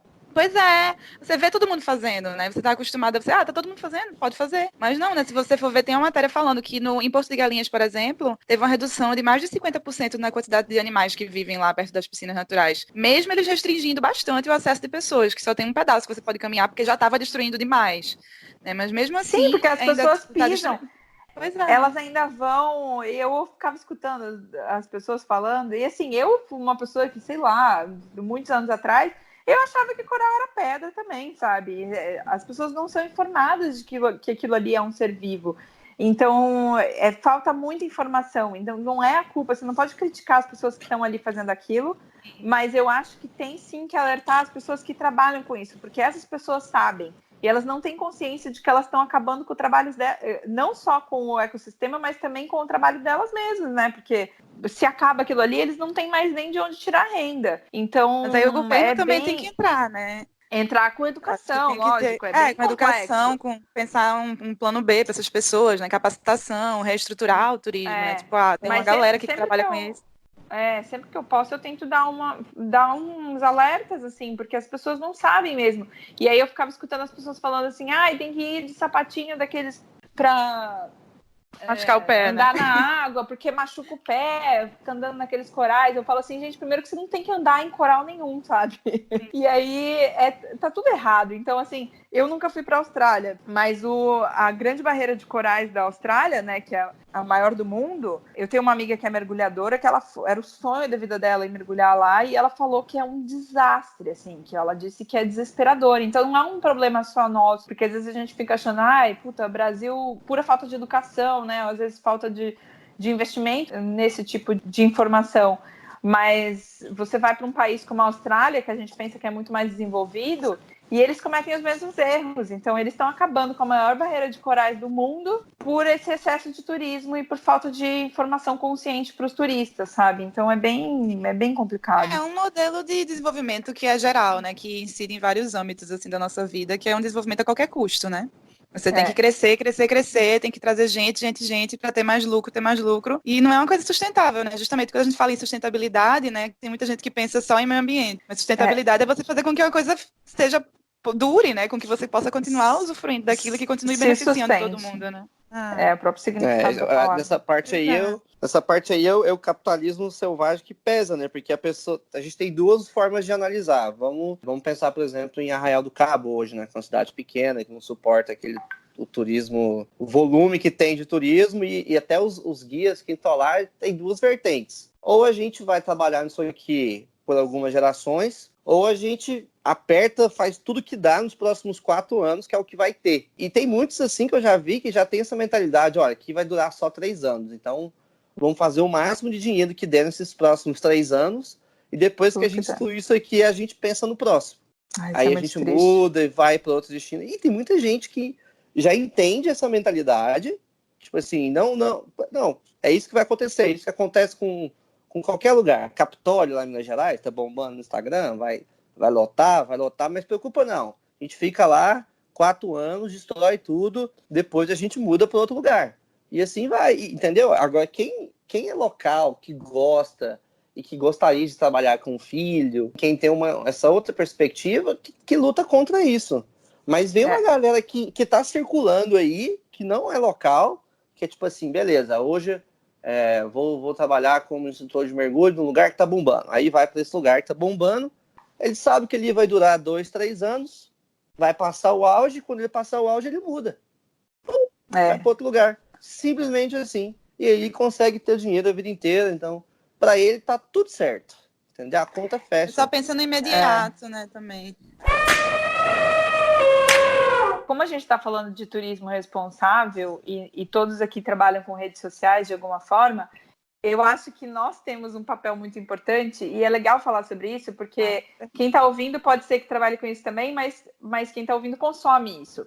Faz parte desse tema, né, de turismo responsável, você saber o que você está consumindo, que tipo de conteúdo você está consumindo na internet, por exemplo, porque hoje em dia que está muito saturado, que tem muita informação e tal, todos esses assuntos que a gente está falando, fica pipocando várias coisas na minha cabeça, sabe? De pessoas que estão fazendo um trabalho, assim, que tem um número gigante, às vezes, de seguidores, de engajamento e tudo mais, e tem zero consciência, trazem zero informação, sabe? Informação consciente sobre isso. Então, eu acho que E não tem interesse também, né? Não tem interesse, não tô nem aprender, aí, etc. Não tô nem aí mesmo pra porra toda. Porque não se importa mesmo. Eu fui numa press trip, e era uma press trip, pra quem não sabe, né? Aquela viagem que é com vários blogueiros ou instagramers, de modo geral, o jornalista do meio turístico, de modo geral, é uma viagem de imprensa. E aí eu fui e tinha uma das coisas que estava no roteiro era um nado com golfinhos. E aí a primeira coisa que eu olhei, antes de dizer que eu ia para a viagem, eu olhei e eu fui pesquisar sobre aquilo, porque eu falei, puta, não acredito, se tiver isso aí, acho que eu nem vou. Aí eu fui pesquisar e a primeira coisa que aparecia, né, quando eu entrei no site dos caras, falava que era nado com golfinhos, só que era na natureza. Porque os golfinhos, eles são animais... Até achei legal esse ponto que você trouxe, Lu, porque eu não sabia. Nesse caso aí dos botos, eu já tinha ouvido falar. Mas nesse caso dos golfinhos, eu sei que também não é... Dependendo do tipo de interação, não é bom, não é saudável para o ecossistema. E Noronha é proibido, inclusive, né? Você recebe uma multa se você fizer. Fui para Noronha depois, e aí depois eu fiquei me questionando também sobre isso. Foi algo que eu fiquei empolgada na época, e eu já tinha nadado com golfinhos na Nova Zelândia, em 2006, quando eu morei lá e tal. Não vi nada, tipo, tinha foto que os golfinhos estavam do meu lado e eu não conseguia ver nada, porque é uma bagunça, né? Você tá lá naquele... E aí eu sei que a gente tinha que simplesmente descer e nadar, não tinha absolutamente atração nenhuma para os golfinhos se aproximarem. Só que o golfinho é um animal que é muito curioso, assim como foca. Eu também nadei com foca na África do Sul, que não tem nenhum chamariz para eles virem, mas a gente vai numa região que tem muita foca, por exemplo, e aí você desce e as focas estão ali, sabe? Você vê elas, assim como você vê, sei lá, né? Quando você está em algum outro lugar, você vê tartaruga, vê outros animais, tubarões, sei lá, mas é totalmente natural. Então a ideia era essa, só que o que aconteceu? Os golfinhos estavam com filhotes, então eles não se aproximavam. Normalmente eles são animais curiosos que eles se aproximam naturalmente. E eles não se aproximavam, eles se afastavam. Quando o barco passava perto, eles se afastavam, porque eles estavam com filhote. Aí eles falaram, o pessoal lá falou assim, gente, né, quando você lida com natureza, no estado natural dos animais, é assim mesmo, tal. Acabou que a gente ficou horas lá rodando com o barco, tomando sol, foi um dia gostoso, sabe? Mas a gente não viu golfinho nenhum, tipo, a gente conseguiu ver os golfinhos de longe e tal, foi super lindo e fechou. E aí uma dessas pessoas que estava no grupo, que é o influenciador, acho que esse termo está correto, porque existe a influência do bem e do mal, né, também. Ele estava ali fazendo um show, assim, né, falando nos vídeos e gravando e falando várias coisas, e olha só que legal. E esses caras aqui, o legal é que eles fazem com os golfinhos que estão na natureza e falando todas essas coisas assim que ele sabia que era bom pro marketing, certo, né? E aí ele desliga o celular depois que ele termina de gravar o vídeo e os caras tinham acabado de falar que a gente não ia conseguir nadar com o golfinho, que não ia conseguir se aproximar mais deles do que a gente conseguiu. E aí ele falou assim, que saco isso, a gente perdeu o dia inteiro, por que não bota logo em cativeiro e aí a gente vai embora, faz o que tem que fazer e vai embora? A vontade que dá é de afogar essa pessoa, de pegar a cabeça dela e afogar, assim, até ela... Botar ela em cativeiro, né? Exatamente, e aí, só que é o tipo de coisa que me deixou mais... E eu depois fiquei refletindo muito, assim como outras situações que já aconteceram, né, com outros influenciadores e tal, de eu ficar pensando por que aquilo me doeu tanto, por que aquilo estava me mexendo tanto comigo. Mas eu ficava assim, cara, tá mexendo tanto comigo porque eu sei o quanto eu suei, o quanto eu batalhei em todos esses anos viajando para conseguir hoje trabalhar com isso. Daí vem uma pessoa que tá com todo o privilégio do mundo, que tá tendo a oportunidade de viver disso, que é coisa que pouquíssimas pessoas, todo mundo sonha em viver disso e não consegue, sabe? Até pessoas que nem sonham de fato com isso, acham que isso é uma vida dos sonhos. Então, assim, a pessoa está tendo um privilégio tão grande de ter essa oportunidade e ela faz uma coisa dessas, sabe? Na atitude dela do dia a dia. Então, é muito triste quando você vê essas coisas. E eu acho que por isso que é importante trazer esse tema de consciência também do tipo de conteúdo que você está consumindo. Porque, exato, porque a responsabilidade também está em você dar audiência para um certo tipo de conteúdo. Sim. E o quanto isso vai te afetar, vai te fazer mal, mas também fazer pessoas que não são engajadas em nenhum assunto, eu digo assim, porque é consciência com zero, né? Não é só ambiental, mas não trazem nenhum tipo de consciência para a tua vida, você dá mais ênfase para essas pessoas que estão lá só preocupadas em postar a selfie delas, em mostrar quão legal elas são, do que valorizar e aumentar o trabalho de pessoas que estão ali tentando fazer um trabalho consciente, né? Tem até um livro que chama Overbooked, que é tipo meio que uma das principais publicações a falar sobre essa coisa do turismo, né, dos problemas do excesso de turismo, digamos assim, né, do turismo de massa no mundo, que a autora é Elizabeth Becker, se alguém quiser depois, alguém que está escutando aí quiser saber mais sobre essa história toda de turismo responsável, porque ela escreveu, acho que ela lançou esse livro em tipo 2012, e eu li até uma entrevista recente com ela dizendo, meu Deus, agora que as pessoas estão entendendo o que eu estava falando, porque na época tinha muito menos gente falando sobre isso, né, e as pessoas não levavam tão a sério. Mas eu achei interessante que uma das primeiras coisas que ela fala no livro, ela é jornalista, né? Ela escrevia para grandes publicações, acho que nos Estados Unidos. E uma das primeiras coisas que ela fala é sobre como o jornalismo de viagens acaba sendo diferente em outras áreas, né? Porque se você está cobrindo, sei lá, enfim, outras áreas da economia, né, tipo, sei lá, petróleo, alguma coisa assim, quase sempre o jornalista vai ter uma postura crítica, né? Mas o turismo é uma das economias que mais, uma das áreas que mais movimentam dinheiro no mundo. Sei lá, acho que 1 em cada 10 empregos no mundo é do turismo, assim, é uma força econômica super poderosa, né? Mas os meios de comunicação, desde os tradicionais ao que a gente faz hoje em dia, né? Essa coisa das mídias digitais, normalmente parece que fazem parte da indústria, né? Você chega no lugar só para falar bem. Parece que você foi sempre... Né? Você está fazendo o trabalho da propaganda, né? Do negócio. Tem que ter esse senso crítico, né? Tem que chegar também, assim, a responsabilidade. Aquela história do Homem-Aranha, né? Do tio do Homem-Aranha. Um grande poder vem uma grande responsabilidade, né? Você não pode se isentar também, né? Só porque você foi também convidado, por exemplo, para fazer um negócio que você vai achar tudo lindo, maravilhoso, não vai questionar alguma coisa que esteja errada, né? Digamos que se eles tivessem feito, enfim, essa história que tu contou, se a galera tivesse feito alguma coisa para chamar os golfinhos e tal, você não tem que dizer, né? Sempre tudo ser maravilhoso. Mundo cor-de-rosa das viagens. Mesmo eu falei sobre isso nos stories também. E eu acho que se alguém está ouvindo e é um prestador de serviços, né, que faz parcerias e tudo mais com influenciador também, isso também é muito importante, porque assim, se você está consciente, se a pessoa está escutando nesse ponto, né, e é prestador de serviço, é porque com certeza ela deve se preocupar com trabalhar com turismo responsável, né? Se é um prestador de serviço. Mas não tenha medo de colocar pessoas críticas nesse meio, tipo, para provar o teu serviço, por exemplo, porque quando por exemplo, quando eu vou fazer propaganda de um lugar, quando eu vou para algum lugar por parceria, ou sei lá e eu sou muito transparente, assim, do que eu acho os pontos negativos, o que eu acho os pontos positivos, quando eu gosto e eu me encanto com aquele negócio e eu vejo que, nossa, é redondo, sabe? Tipo, eles são super conscientes, eles têm um trabalho de se preocupar com o atendimento com as pessoas também, e não só com o meio ambiente, mas também com as pessoas, essa propaganda sai tão melhor e tão mais espontânea e tão mais verídica, né? Que isso, na verdade, é a base de tudo. Então, se você eu agora que faço expedições também, eu sempre me apego muito a qualquer feedback que venha, sabe? Porque eu acho que é válido. Às vezes vem alguém com algum ponto que eu falo, putz, olha só, não tinha parado para pensar, vou mudar isso. Então, é importante a gente também, né, como prestador de serviço, pensar nisso, né? E também, não só prestador de serviço, mas a gente que trabalha com redes sociais, tipo, às vezes alguém vem e coloca um ponto que eu falei um negócio que não foi legal, já aconteceu várias vezes, sabe? E eu falei, nossa, eu não tinha parado pra pensar, obrigada, e aí falo sobre aquele assunto. É legal falar sobre isso, sabe? Se colocar nessa posição.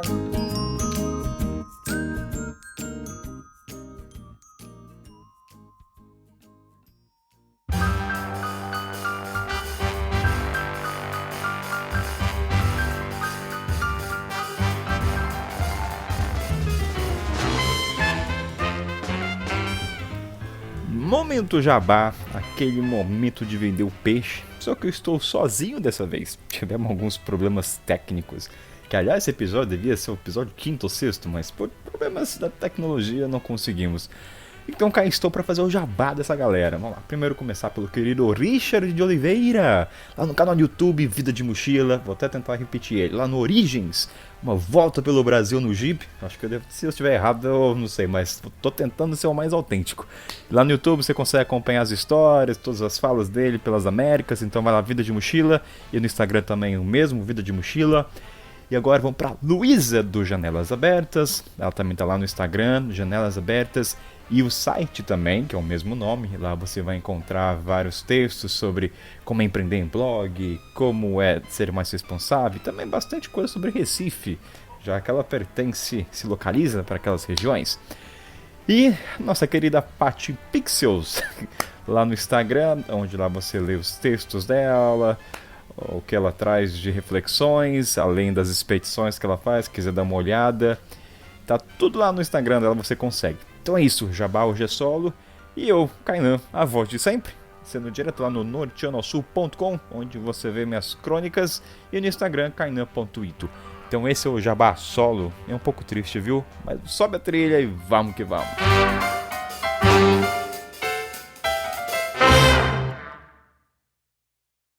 Ô, Kainan, vamos gravar agora a parte que tá faltando do podcast aqui, ó. Tô aqui com a Luísa e com a Paty. Fala, galera, começou a do Momento Jabá. Tô aqui diretamente do Rio de Janeiro. Rio de Janeiro, vou passar aqui pra Luísa, vai falar um pouquinho aí do trabalho dela. O que você tá fazendo aí, Luísa? Então, gente, vocês podem me seguir aí no Instagram, @janelasabertas, mas o meu xodó é realmente o blog, janelasabertas.com. E você aí, Paty, onde é que a gente encontra seu trabalho? O que você anda desenvolvendo aí? Ela tá no Nepal. Eu tô no Nepal ainda, não vai dar pra fazer isso. Não pode aparecer nas redes. Não tô no Brasil, não tô podendo aparecer nas redes porque eu ainda tô no Nepal. É minha dublê que tá aqui. É isso aí, cara. Já tá gravado. Te vira, meu irmão. Um abraço.